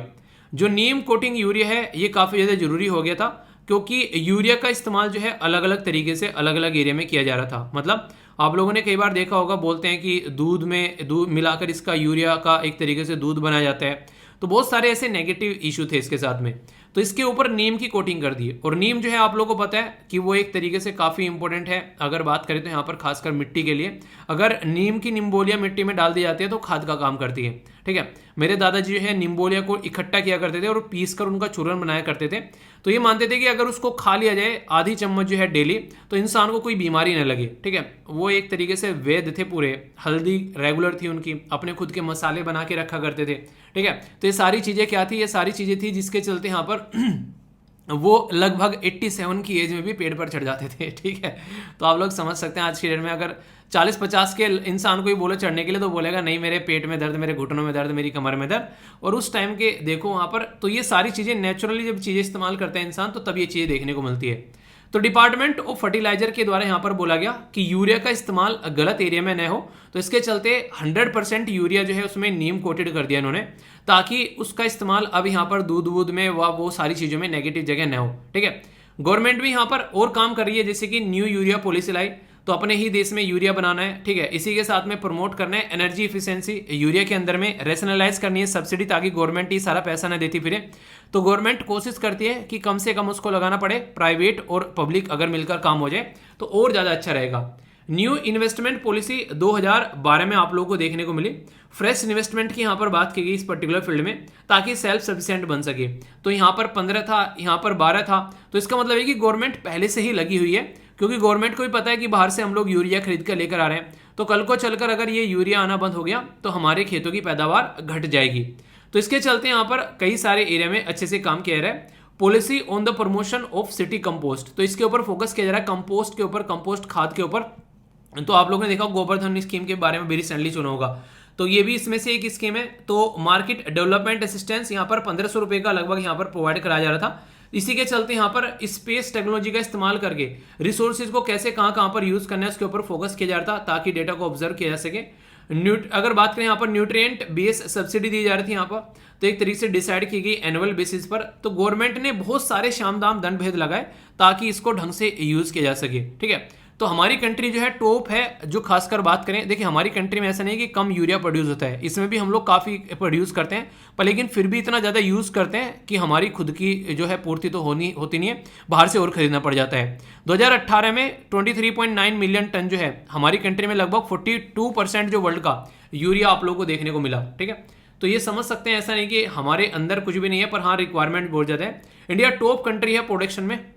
2019 में यूरिया जो है इंडिया में 24.5 मिलियन टन यहाँ पर देखने को मिला, 33% था वर्ल्ड का। टॉप 5 कंट्री कौन सी है? Russia, Indonesia, Pakistan, United State of America आप लोगों को ये देखने को मिलेगी कंट्री, जो कि लगभग 73% यहाँ पर वर्ल्ड में ये एक तरीके से काम करती है।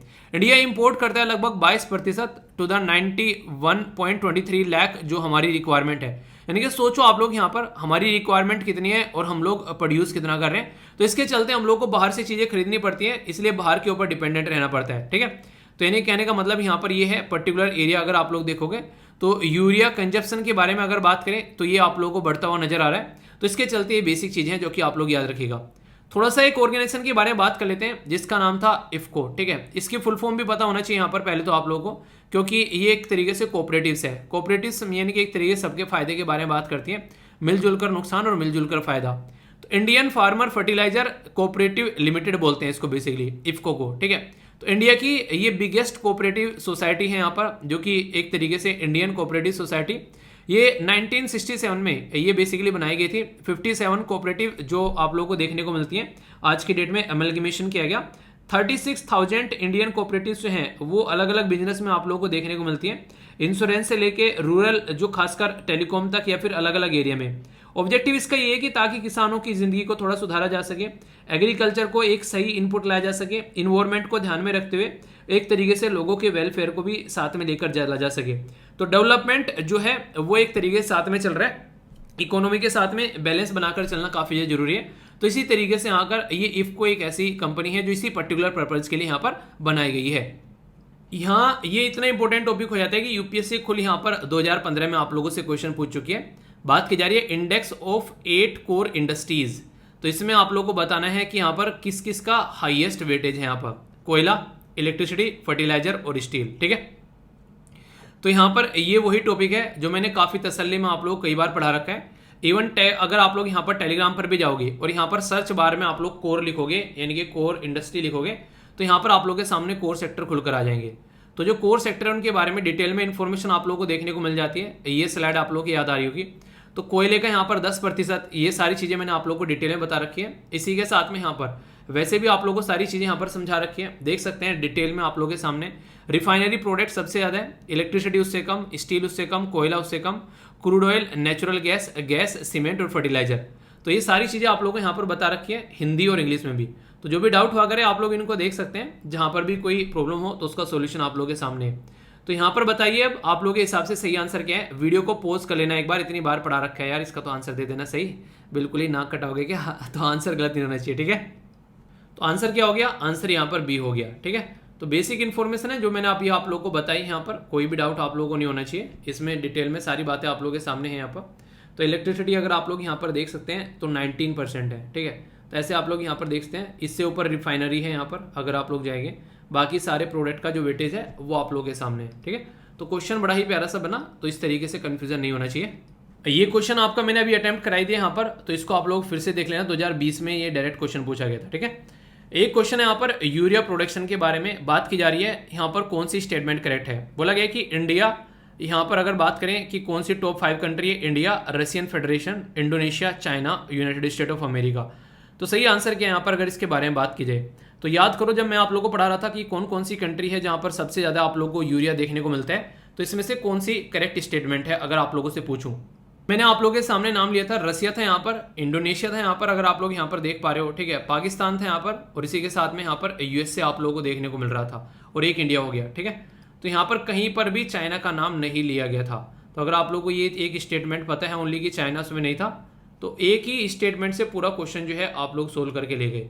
तो इस तरीके से बेसिक चीज़ों को यार तैयार करो कि आप लोग कोई भी क्वेश्चन जो है वो एग्जाम में न छूटे, और फीडबैक जरूर देते रहा करो जो भी आप लोगों को पसंद या फिर नापसंद चीज़ें आती हैं, ताकि मुझे पता चलता रहे और यूट्यूब को भी कि हाँ आप लोग चीज़ों को अच्छे से एंजॉय कर रहे हो। ठीक है। दोस्तों ये एक इंपॉर्टेंट न्यूज़ है जो कि साइंस एंड टेक्नोलॉजी के अंदर आप लोग इसको कवर कर सकते हैं। गगन का नाम आप लोगों ने कई बार सुना होगा। ये जैसे आप लोग जीपीएस बोलते हैं ना, ग्लोबल पोजिशनिंग सिस्टम, ये गगन जो है ये हमारा जीपीएस है, ठीक है। तो इस तरीके से आप लोग इसको यहाँ पर बोल सकते हैं। तो अभी क्या हुआ है यहाँ पर, गगन जो है उसकी जो कंप्लायंस है वो एक्सटेंड की गई है बोइंग 787 के लिए, और यहाँ पर 2025 तक का यहाँ पर ये इसके लिए अलाउ किया गया है। तो ये काफ़ी बड़ा डिसीजन आप लोग यहाँ पर बोल सकते हैं। गगन जो है वो Indian satellite based argumentation system है, जो कि इंटरेस्टिंग पॉइंट यहाँ पर है, ये किसके द्वारा डेवलप किया गया है। तो इसरो तो होगी, नॉर्मल सी बात है जब यहाँ पर सैटेलाइट बेस्ड सिस्टम के बारे में बात की जा रही है। दूसरी ऑर्गेनाइजेशन काफ़ी इंपॉर्टेंट है जो कि चकमा देकर आप लोगों से क्वेश्चन एग्जाम में बन सकता है, एयरपोर्ट अथॉरिटी ऑफ इंडिया। तो इन दोनों के द्वारा मिलकर यहाँ पर ये इसको बनाया गया है। जब कोई जहाज जो होता है वो लैंड कर रहा होता है और उसके लैंडिंग के टाइम पर यहाँ पर अगर उसके पास में यहाँ पर प्रॉपर, देखिए क्या होते हैं, जहाज जो रहते हैं एक तरीके से गाइडेड किए जाते हैं यहाँ पर कि किस तरीके से उसको लैंड करना है। अगर आप लोगों ने अभी एक मूवी आई थी अजय देवगन की, मूवी का नाम याद नहीं आ रहा है, माइंड से निकल गया, कमेंट बॉक्स में बताना, ठीक है। तो यहाँ पर जो मूवी थी उसमें आप लोगों ने देखा होगा कैसे कैसे वो लैंडिंग कराई जाती है। तो यहाँ पर लैंडिंग सिस्टम के टाइम पर जब लो विजिबिलिटी रहती है तो काफ़ी बड़ा रोल प्ले किया जाता है यहाँ पर, ठीक है, क्या ताकि यहाँ पर एक प्रॉपर विजिबिलिटी प्रोवाइड कराया जा सके। वर्टिकल और हॉरिजेंटल गाइडेंस दिया जाता है कि किधर जाना है, कहाँ पर लैंड करना है, तब जाकर प्रॉपर एयरक्राफ्ट जो है वो लैंड कर पाता है, ठीक है। तो ये सिस्टम में बहुत हेल्प करने की वाली बात एक तरीके से आप लोग बोल सकते हैं। ऑल ओवर वर्ल्ड में जो है वो आप लोगों को पता है कि global positioning system GPS use किया जाता है। पर लेकिन कई बार अगर पता चला यूएसए का जो जीपीएस है, यूएसए चाह रहा है कि हमारा जीपीएस आप लोग इस्तेमाल ना करें, तो हम लोगों के पास में कोई ना कोई ऑल्टरनेटिव तो होना चाहिए ना, कि उसने तो मना कर दिया भाई ने तो कि हमारी बाइक यूज मत करना, तो या तो अपनी बाइक लेकर आओ, ठीक है, या फिर पैदल जाओ। तो इस तरीके से आप लोग समझ सकते हैं। तो जरूरी है कि इसके ऊपर काम किया जाए। तो ये इसके बारे में बातें हैं, ठीक है। तो बेसिक इन्फॉर्मेशन है, हल्का सा क्वेश्चन कई बार पूछ लिया जाता है, ओके। नेक्स्ट यहां पर ये बैंकिंग से रिलेटेड न्यूज है। Insurance regulatory and development authority of India, जिसको शॉर्ट फॉर्म में आप लोग IRDAI बोलते हैं। जैसे हमारे देश में रिजर्व बैंक ऑफ इंडिया क्या है, एक सेंट्रल बैंक है। ये क्या करता है, जितने भी बैंक है उनका पापा है ये, यानी कि बैंकों का पापा है ये। ऐसे ही जितने भी इंश्योरेंस की हमारी कंट्री में कंपनी है उनका पापा है यहाँ पर IRDAI के द्वारा यहाँ पर ईज की गई है न्यू फर्म जो रजिस्ट्रेशन है, ताकि जो अगर कोई रजिस्टर करना चाहता है तो ईज ऑफ डूइंग बिजनेस किया जा सके। मतलब क्या होता है इन सब चीज़ों का, जहां भी देखो ईज ऑफ डूइंग बिजनेस चला रहा है। इसका मतलब यार सीधे सीधे यह है कि कोई अगर बिजनेस स्टार्ट करना चाहता है किसी भी फील्ड में तो उसको आसानी की जाए बिजनेस स्टार्ट करने में, क्योंकि जब इंसान बिजनेस स्टार्ट करेगा अपना तो पेट पालेगा ही पालेगा, दूसरे का भी पेट पालेगा, ऐसे आप लोग बोल सकते हैं। तो यहाँ पर ईज ऑफ जो डूइंग बिजनेस के चलते यहाँ पर इनके द्वारा चीज़ों को थोड़ा नॉर्मल किया जा रहा है। IRDAI एक काफ़ी इंपॉर्टेंट ऑर्गेनाइजेशन है, जैसा मैंने भी आप लोगों को बोला, हेडक्वार्टर इसका हैदराबाद में है। ये इंटरेस्टिंग पॉइंट है, क्वेश्चन पूछा गया शायद अभी स्टेट के किसी एग्जाम के अंदर में डायरेक्ट यहाँ से। ऑप्शन में क्या थे, दिल्ली, मुंबई, कोलकाता, हैदराबाद, ठीक है। तो समझ सकते हैं आप लोग यहाँ पर, क्योंकि इस तरीके से ऑप्शन आप लोगों को दिए जाएंगे उस टाइम पर। तो 2001 में इसको बनाया गया था यहाँ पर, और किसके थ्रू, IRDA एक्ट यानी कि 1999 का। तो एक कैसी बॉडी होगी, ये एक तरीके की स्टैट्यूटरी बॉडी है। स्टैट्यूटरी बॉडी कैसी होती है, जो पार्लियामेंट में या फिर स्टेट असेंबली के अंदर में जहां पर भी बनाई जाए, एक कानून पास कर बनाई जाती है, तो उसको हम लोग स्टैट्यूटरी बॉडी बोलते हैं। जिसके बारे में संविधान में मेंशन है उसको तो कॉन्स्टिट्यूशनल बॉडी बोलेंगे, ये स्टैट्यूटरी बॉडी है। तो पॉलिसी मेकर जो है यहाँ पर एक तरीके से जो बेसिकली इसके द्वारा रिकमेंड किया गया था यहाँ पर इसको बनाने के लिए, तो यहाँ पर याद रखिएगा RN मल्होत्रा कमेटी की रिकमेंडेशन के बेस पर यहाँ पर ये चीजें की गई थी, ठीक है। इसी के साथ में यहाँ पर रेगुलेट करना है इंश्योरेंस वाले एरिया को, तो इसका काम रहता है लाइसेंस देना है या किसी का छीनना है, ठीक है। तो सारे काम ये बॉडी करती है, आप लोगों को नजर आती है। तो important news, important body, question आप लोगों को कंफ्यूजन में नहीं होना चाहिए, ठीक है। ये सोशल सिक्योरिटी की स्कीम है, इसके बारे में मैंने डिटेल में आप लोगों को पढ़ाया था जिस दिन यहाँ पर इसको लॉन्च किया गया था। अभी यहाँ पर क्या है, ये ई श्रम पोर्टल है। इसके ऊपर क्या रहता है, जो लेबर है, माइग्रेंट लेबर खासकर जो एक एरिया से दूसरे एरिया में काम करने जाते हैं, वो यहाँ पर इसके ऊपर रजिस्टर करते हैं। इंटरेस्टिंग बात यहाँ पर ये मिनिस्ट्री ऑफ लेबर की न्यूज़ है यहाँ पर ये। तो इसका मतलब ये है EPFO APFC के जो आप लोगों के फॉर्म आगे आने वाले हैं उनमें भी आप लोगों से यहाँ से क्वेश्चन बन सकता है। तो तो ई श्रम पोर्टल जो है यहाँ पर ये बोला जा रहा है कि सुप्रीम कोर्ट के द्वारा भी डायरेक्ट किया गया स्टेट्स को कि जो भी यहाँ पर रजिस्टर नहीं किए जा रहे हैं unorganised worker including migrant worker, तो उनको यहाँ पर जल्दी से जल्दी जो है इसके ऊपर प्रॉपर वे में रजिस्टर करना चाहिए। और यहाँ पर मिनिस्ट्री ऑफ लेबर और एम्प्लॉयमेंट ये यहाँ पर महाराष्ट्र तमिलनाडु के द्वारा रजिस्टर किए गए लेस देन 50%। यानी कि सोचो कि यहाँ पर ये जो स्कीम है फायदा पहुंचा रही है लोगों को, ठीक है। एक्सीडेंट हो जाता है तो उसमें सपोर्ट प्रोवाइड करा रही है। तो कल को चलकर अगर ये रजिस्टर ही नहीं है तो कोई मर गया खिंड गया कहीं पर कोई भी दिक्कत हो रही है तो उसमें क्या फायदा होगा इस स्कीम का। तो सबसे ज्यादा जरूरी है कि लोगों का रजिस्ट्रेशन होना, तो उसी के सपोर्ट की बात की जा रही है ताकि एक नेशनल डेटाबेस बनाया जा सके अनऑर्गेनाइज्ड वर्कर का। अनऑर्गेनाइज्ड वर्कर कैसे होते हैं? ऐसे जैसे ठेले लगाने वाले, रेड़े लगाने वाले, सड़कों पर चीजें बेचने वाले, इवन हमारी कंट्री में फार्मर किसान भी अनऑर्गेनाइज कैटेगरी में आते हैं। तो ये जरूरी है कि इनके बारे में पता लगाया जा सके, तभी तो सोशल सिक्योरिटी स्कीम आएगी प्रॉपर में। हमारी कंट्री में किसानों में खेती के लिए अभी एक स्कीम लेकर आ गई, चलो खेतों का इंश्योरेंस करना है, पर क्या रियलिटी में हर एक इंसान के पास में इंश्योरेंस है? हमारा देश सबसे कम इंश्योरेंस लेने वाली कंट्री में आता है। आप लोग बताइए, आप लोगों ने किस किस ने इंश्योरेंस ले रखा है? लैपटॉप मोबाइल के इंश्योरेंस ले लेते हैं कई बार, पर लेकिन इंसान का इंश्योरेंस नहीं है, ठीक है। ये काफ़ी ज़्यादा खतरनाक है।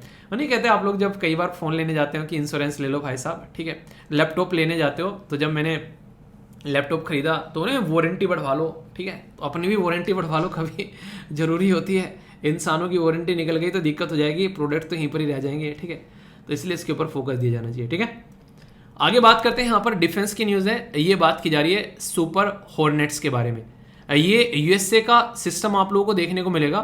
तो यहाँ पर इसके चलते अभी बात करें तो हमारी कंट्री में जो Boeing pitch FA-18 block 3 super hornet जो है इंडियन नेवी के लिए आप लोगों को देखने को मिल रहा है। यानी कि यूएसए का ये कमाल का एक सिस्टम है जो कि हमारी नेवी को मिल रहा है। 4th जनरेशन कैरियर है fighter for the high load और हाई स्ट्रेस ऑपरेशन, इसके द्वारा हम लोग कंप्लीट कर सकते हैं। 2 वर्जन है इसके, सिंगल सीटेड E मॉडल और डबल सीटेड आप लोगों को देखने को मिलेगा F मॉडल। तो ये 2 वर्जन में आता है। स्टेटमेंट देकर आप लोगों से कई बार क्वेश्चन पूछे जाते हैं ऐसे कि किसका है, कौन सी जनरेशन का है, ये डबल सीटेड है, सिंगल सीटेड है। ऐसे ना आप लोगों से जब व्हीकल के बारे में पूछा जाता है तो उसकी फ्यूल कैपेसिटी के बारे में कई बार पूछा जाता है। तो माइंड में अगर क्लैरिटी रहेगी तो डाउट नहीं रहेगा, तो अच्छे से आप लोग उसको इस्तेमाल कर सकते हैं। बात की जा रही है कि एक तरीके से अच्छे एक तरीके से परफॉर्मेंस दे सकते हैं। खासकर अगर बात करें एयर जो सुपेरिटी डे नाइट किसी भी टाइम पर प्रिसीजन काफ़ी अच्छा है, गाइडेड वेपन यूज़ किए जा सकते हैं। यानी कि बॉर्डर मूवी में था ना कि दिन निकलने दो तो हमारे जहाज आएंगे और तब जाकर पाकिस्तान को मार के भगाएंगे। यहाँ पे ऐसा कुछ नहीं है भाई साहब, पकड़ कर मारेंगे। कितना भी अंधेरा को ना गुप्त अंधेरा है, कुछ नहीं दिख रहा है, दबा के ठोका जाएगा, ठीक है। तो ये वाली बातें हैं। तो पावर जो है यहाँ पर ये बोला जा रहा है it is power by general electric GE414 engine, ठीक है, जो कि यहाँ पर सेम फैमिली का है जिसमें नॉर्मली आप लोग बोलते हैं लाइट कम्बैक्ट जो एयरक्राफ्ट तेजस आप लोगों को देखने को मिलता है। तो हमारा तेजस भी आ रहा है, ठीक है। तो इसके लिए भी नहीं तैयार है, स्वागत नहीं करोगे हमारा, तो तेजस भी आप लोगों को देखने को मिल रहा है। यहाँ पर बात की जा रही है, ये है मांडला आर्ट के बारे में। तो आर्ट एंड कल्चर के अंदर आप लोग यहाँ पर इसको देख सकते हैं। तो यहाँ पर अगर बात करें इसके बेसिकली बारे में तो सर्किल आप लोगों को देखने को मिलेगा सेंटर इन संस्कृत। तो ये मांडला जो पैटर्न है यहाँ पर ये काफ़ी एक इंटरकनेक्टेड पैटर्न आप लोग यहाँ पर देखते हैं, सर्किल या फिर स्क्वायर की फील्ड में देखने को मिलते हैं। ये फर्स्ट अपेयर हुआ था वेदा टाइम पर, ठीक है। तो 1500 से लेके 500 BC के बीच में यहाँ पर मांडला जो है इसके अंदर में आप लोगों को हिंदुज्म और बुद्धिज्म दोनों के रूट देखने को मिलेंगे। 6th सेंचुरी के अंदर में यहाँ पर ये रिकॉर्डेड किया गया चाइना, कोरिया, जापान, इंडोनेशिया और तिब्बत के अंदर भी। तो ये एक तरीके से यहाँ पर कई बार आप लोगों ने देखा ना लोगों से लोगों का कनेक्शन, तो कल्चर के पॉइंट ऑफ व्यू से पीपल टू पीपल कॉन्टैक्ट की बात की जाती है। तो इंटरनेशनल रिलेशन के टाइम पर इसको सॉफ्ट पावर आप लोग बोलते हो। जैसे कि इंडोनेशिया में मुस्लिम कम्युनिटी है बहुत ज़्यादा लार्ज स्केल पर, वहाँ पर फिर भी महाभारत और रामायण आप लोगों को वहाँ पर देखने को मिल जाएगी। क्यों? वो ये बोलते हैं कि ये हमारे पूर्वज हैं, ठीक है। कहने के लिए तो मुस्लिम कंट्री है पर फिर भी वो बोल रहे हैं कि हमारे पूर्वज हैं। तो इससे आप लोग अंदाजा लगा सकते हैं कि कल्चर को वो अलग तरीके से यहाँ पर देखा जाता है। कल्चर और रिलीजन में डिफरेंस समझना पड़ेगा आप लोगों को, ठीक है। रिलीजन अलग चीज है, कल्चर अलग चीज है। तो यहाँ पर ये बातें बोली जाती है। तो यहाँ पर ये एक तरीके से कनेक्ट करता है। तो मांडला आर्ट जो है इसके बारे में समझ सकते हैं, हिंदुज्म और बुद्धिज्म दोनों के रूट आप लोगों को देखने को मिलेंगे। तो इसलिए इसके बारे में हल्का सा तो कम से कम आप लोगों को पता होना चाहिए, क्योंकि स्टेटमेंट देकर ऐसे क्वेश्चन अक्सर आप लोगों से पूछे जाते हैं एग्जाम के अंदर, फिर आप लोग कंफ्यूज आ जाते हो। तो कंफ्यूज आना नहीं है, वन लाइनर है पर इंपॉर्टेंट है और इंटरेस्टिंग भी है। यहाँ पर इनके बारे में डायरेक्ट क्वेश्चन आप लोगों से वनडे टाइप एग्जाम में बन जाते हैं। जैसे कि इंडिया से रिलेटेड न्यूज़ है, वैसे बात करें, बात की जा रही है national conference of labour ministry. जो कि स्टेट और यूनियन टेरिटरी की अभी रिसेंटली हुई, तो वो कहाँ पर हुई? तो ये आंध्र प्रदेश के अंदर हुई, तिरुपति। ठीक है, तो तिरुपति आंध्र प्रदेश के अंदर आप लोगों को देखने को मिली। याद रखिएगा, डायरेक्ट क्वेश्चन आप लोगों से बन सकता है। सेंटर के द्वारा अभी अप्रूव किया गया कि यूपी के अंदर जो परिवार कल्याण कार्ड है वो स्कीम इंप्लीमेंट की जाएगी, जिसके चलते यूपी के अंदर में 12 डिजिट का जो आईडी कार्ड है वो हर एक फैमिली को मिलेगा। ठीक है, तो यहाँ पर याद रख सकते हैं आप लोग यहाँ पर कि सेंटर के द्वारा अप्रूवल यहाँ पर दिया गया कि एक परिवार कल्याण कार्ड जिसमें हर एक परिवार को एक कार्ड मिलेगा। तो ये काफ़ी इंपॉर्टेंट हो जाता है, जो कि आप लोग समझ सकते हैं कि पूछ लिया जाए कि परिवार कल्याण कार्ड जो है वो किसके लिए यहाँ पर अप्रूव किया गया, तो यूपी के लिए। ठीक है, आप लोगों को पता होगा काफी बड़ा बवाल हुआ था, प्राइम मिनिस्टर मोदी साहब के द्वारा एक स्टेटमेंट दी गई थी, आज तो है बाल बाल बच गए। मतलब पंजाब के अंदर जब वो विजिट पर जा रहे थे तो उस टाइम पर यहाँ पर उनका काफिला बीच में से ही रुक गया और वापस आना पड़ गया। तो उस टाइम पर यहाँ पर ये बताया गया कि जो सबसे ज्यादा दिक्कतें यहाँ पर हुई वो एसएसपी फेल हो गए फिरोजपुर के सिक्योरिटी प्रोवाइड कराने में। तो सुप्रीम कोर्ट पैनल के द्वारा ये आइडेंटिफाई किया गया कि अपनी ड्यूटी को ढंग से उनके द्वारा डिस्चार्ज नहीं किया गया। तो जो तलवार आकर लटक गई एसएसपी के ऊपर आकर लटक गई यहाँ पर। ठीक है, ये काफी इंपॉर्टेंट है। डीआरडीओ के नए चेयरमैन जो है ये समीर वी कामत जो है, जो कि एक काफी इंपॉर्टेंट साइंटिस्ट है, उनको अपॉइंट किया गया। Defence research and development organisation, याद रखिएगा काफी इंपॉर्टेंट ऑर्गेनाइजेशन है। डिफेंस के बारे में बात करें तो इसका नाम के बिना आप लोग उसको कंप्लीट नहीं कर सकते। 1958 में यहाँ पर ये ऑर्गेनाइजेशन बनाई गई थी। लगभग 30,000 के करीब लोग काम करते हैं इसके अंदर आज की डेट में। समझ रहे हो कितनी बड़ी ऑर्गेनाइजेशन है। 5,000 तो साइंटिस्ट हैं अकेले, 30,000 के करीब टोटल लोग हैं। न्यू दिल्ली में इसका आप लोगों को हेडक्वार्टर देखने को मिलेगा और इसका जो बजट है वो लगभग $1.5 बिलियन आप लोगों को बजट देखने को मिलेगा डीआरडीओ का। क्योंकि अगर बात करें, आप लोगों ने देखा होगा उरी द सर्जिकल स्ट्राइक में एक हल्का सा ग्लिम्स दिखाया गया कि डीआरडीओ कितने अच्छे से डिफेंस को सपोर्ट करने के लिए काम करता है। तो defence research and development organisation के बारे में क्वेश्चन अगर पूछ ले कल को कोई, क्योंकि ऑर्गेनाइजेशन के बेस पर कई सारे क्वेश्चन एग्जाम में पूछे गए, तो यूपीएससी में काफी फेवरेट एरिया रहा ये। तो इसलिए एक हल्का सा आप लोग इसके बारे में आइडिया रखिएगा। कल को अगर कोई क्वेश्चन बने तो कंफ्यूजन आना नहीं है, धड़ल्ले से आप लोग बोल सको भाई साहब ये है आंसर, तो आप लोगों को कंफ्यूजन नहीं रखना है। ठीक है, नेक्स्ट जो न्यूज आप लोगों को देखने को मिलेगी ये है एक पर्टिकुलर कंट्री जिसका नाम है सीरिया। सीरिया एक काफी इंपॉर्टेंट देश है जो कि कई बार यहाँ पर न्यूज में भी रहता है, और पड़ोस में इजराइल है, तो जहां पर इजराइल होगा वहां पर सीरिया तो न्यूज में रहेगा ही रहेगा। इजराइल के आसपास वाले सारे देश जो हैं वो बेचारे हक्के पक्के डरे हुए रहते हैं, क्योंकि इजराइल तब मन करता है वो पीट के चलाता है। नहीं, मोहल्ले में एक बदमाश बच्चा होता है, वो जिसका मन करे उसी को पीट कर निकल लेता है, ऐसे ही इजराइल यहाँ पर काम करता है। न्यूज में किस लिए हालांकि प्लेस इन न्यूज आप लोगों से पूछा जा सकता है सीरिया के बारे में। तो इसकी कैपिटल जो है वो है यहाँ पर दमस्कस। ठीक है, तो यहाँ पर बात करें तो ये आप लोग याद रखिएगा यूएसए के द्वारा एयर स्ट्राइक की गई थी यहाँ पर जो मिलिट्री कंट्रोल एरिया है, यानी कि इराक एंड सीरिया। आप लोगों ने सुना है इस्लामिक स्टेट ISIS, इसका मतलब क्या है? Islamic state Iraq and Syria. तो इराक और सीरिया वाले में जो इस्लामिक स्टेट पाए जाते हैं उनको खत्म करने के लिए यूएसए के द्वारा बार बार स्ट्राइक की जाती है। तो ये काफी इंपॉर्टेंट एरिया है। एक तो ये याद रखिएगा कि ये लैंड लॉक कंट्री नहीं है, यानी कि वो कंट्री जो कि चारों तरफ से जमीन से जुड़ी हो, तो ऐसा नहीं है। यहाँ पर आप लोगों को मेडिटेरेनियन वाला एरिया देखने को मिलेगा। अगर बात करें सीरिया जो है वो बाउंड किया था तुर्की नॉर्थ में, इराक ईस्ट और वेस्ट में, जॉर्डन साउथ में, लेबनान और इजराइल साउथ वेस्ट में। तो ये इसके आसपास वाले देश हैं जो कि आप लोगों से पूछे जा सकते हैं। इसी के साथ में यहाँ पर अगर बात करें गोलन हाइट के बारे में आप लोग याद रखते हैं, जो काफी इंपॉर्टेंट है, और ये बेसिकली पार्ट था किसका? सीरिया का। पर लेकिन इसराइल बोला आप उनको ये पसंद है, तो इसराइल ने क्या किया 1981 में अपने कंट्रोल में ले लिया। फिर उसके बाद में आए डोनाल्ड ट्रंप साहब, उन्होंने बोला भाई तेरा ही है, मैं अभी दुनिया को बता देता हूँ कि ये बेसिकली तुम्हारा है, तुमने इसको कंट्रोल किया। ठीक है, तो यहाँ पर तब से इसका आप लोगों को देखने को मिलेगा। ऊपर ब्लैक सी है यहाँ पर, इधर कैस्पियन सी आप लोगों को देखने को मिलेगा। कुछ ज्योग्राफिकल फीचर भी यहाँ पर, जैसे कि एक इंपॉर्टेंट लेक तो जरूर याद रखिएगा, लेक असद। ठीक है, तो यहाँ पर ये पर्टिकुलर है। माउंटेन हेरमोन आप लोगों को देखने को मिलेगा। यूरेफिट और जो टेग्रिस रिवर है ये काफी इंपॉर्टेंट रिवर है, क्योंकि इसी एरिया में जो मेसोपोटामिया जो कल्चर बेसिकली आप लोगों को देखने को मिलती है, सिविलाइजेशन, वो इन्हीं रिवर के बीच में आप लोगों को पनपती हुई नजर आती है। तो इसलिए कई बार पूछ ले जाते हैं यहाँ से क्वेश्चन भी, तो ये काफी इंपॉर्टेंट एक एरिया बन जाता है। ठीक है, सीरियन जो डेजर्ट है, यानी कि जो यहाँ पर आप लोगों को मरुस्थल देखने को मिलेगा, वो भी काफी बड़ा है। तो एक ही इंपॉर्टेंट पूरी कंट्री के बारे में एक ओवरव्यू आप लोगों को हो गया। वैसे कहने के लिए तो यहाँ पर एक बेसिक इन्फॉर्मेशन है, पर लेकिन एग्जाम में अक्सर आप लोगों से क्वेश्चन पूछे जाते हैं यहाँ से, तो इसलिए पूरा एक मैप बेस्ड क्वेश्चन का पूरा एक टॉपिक आप लोगों का तैयार हो जाता है। तो कभी भी कंफ्यूजन नहीं होना चाहिए, इस तरीके से टॉपिक को आप लोगों को तैयार करना है। कंफ्यूजन हो तो उसको दूर कर आगे बढ़ना है।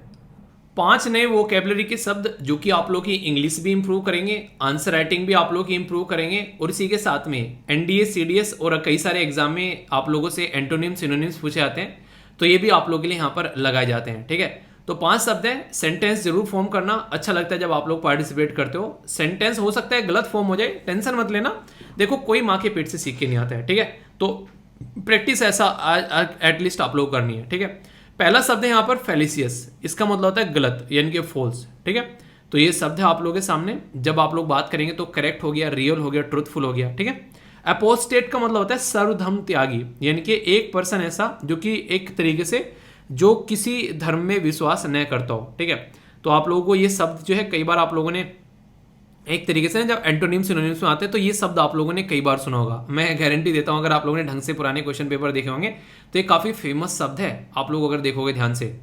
नेक्स्ट जो शब्द है आप लोगों के सामने ये है एडिक्ट, यानी कि एक तरीके से अध्यादेश या फिर डिक्री भी आप लोग बोल सकते हो, नॉर्मल जो एक शब्द यूज किया है न्यूज़पेपर के अंदर में भी, तो ये भी काफी इंपॉर्टेंट है। यहाँ पर बेड मतलब होता है एक तरीके से आप लोग बोल सकते हैं, यहाँ पर ये शब्द जो है इसका मतलब होता है साउटेड, चिल्लाना कई बार। ठीक है, तो यहाँ पर आप लोग इसको एक तरीके से कई सारे और भी शब्द हैं जो अलग अलग शब्द आप लोग यहाँ पर देखने को मिलते हैं यहाँ पर, तो इनका मतलब आप लोगों को अगर पता रहेगा तो एंटोनिम, सिनोनिम्स आसानी से आप लोग यहाँ पर एक तरीके से काम कर सकते हो। ठीक है, तो यानी कि चिल्लाना भी आप लोग बोल सकते हो। सेलेक्टेड मतलब एक तरीके से उम्मीद या फिर शेड्यूल, प्लान, अवेटेड एक तरीके से चीज़ों को प्रॉपर वे में शेड्यूल करना।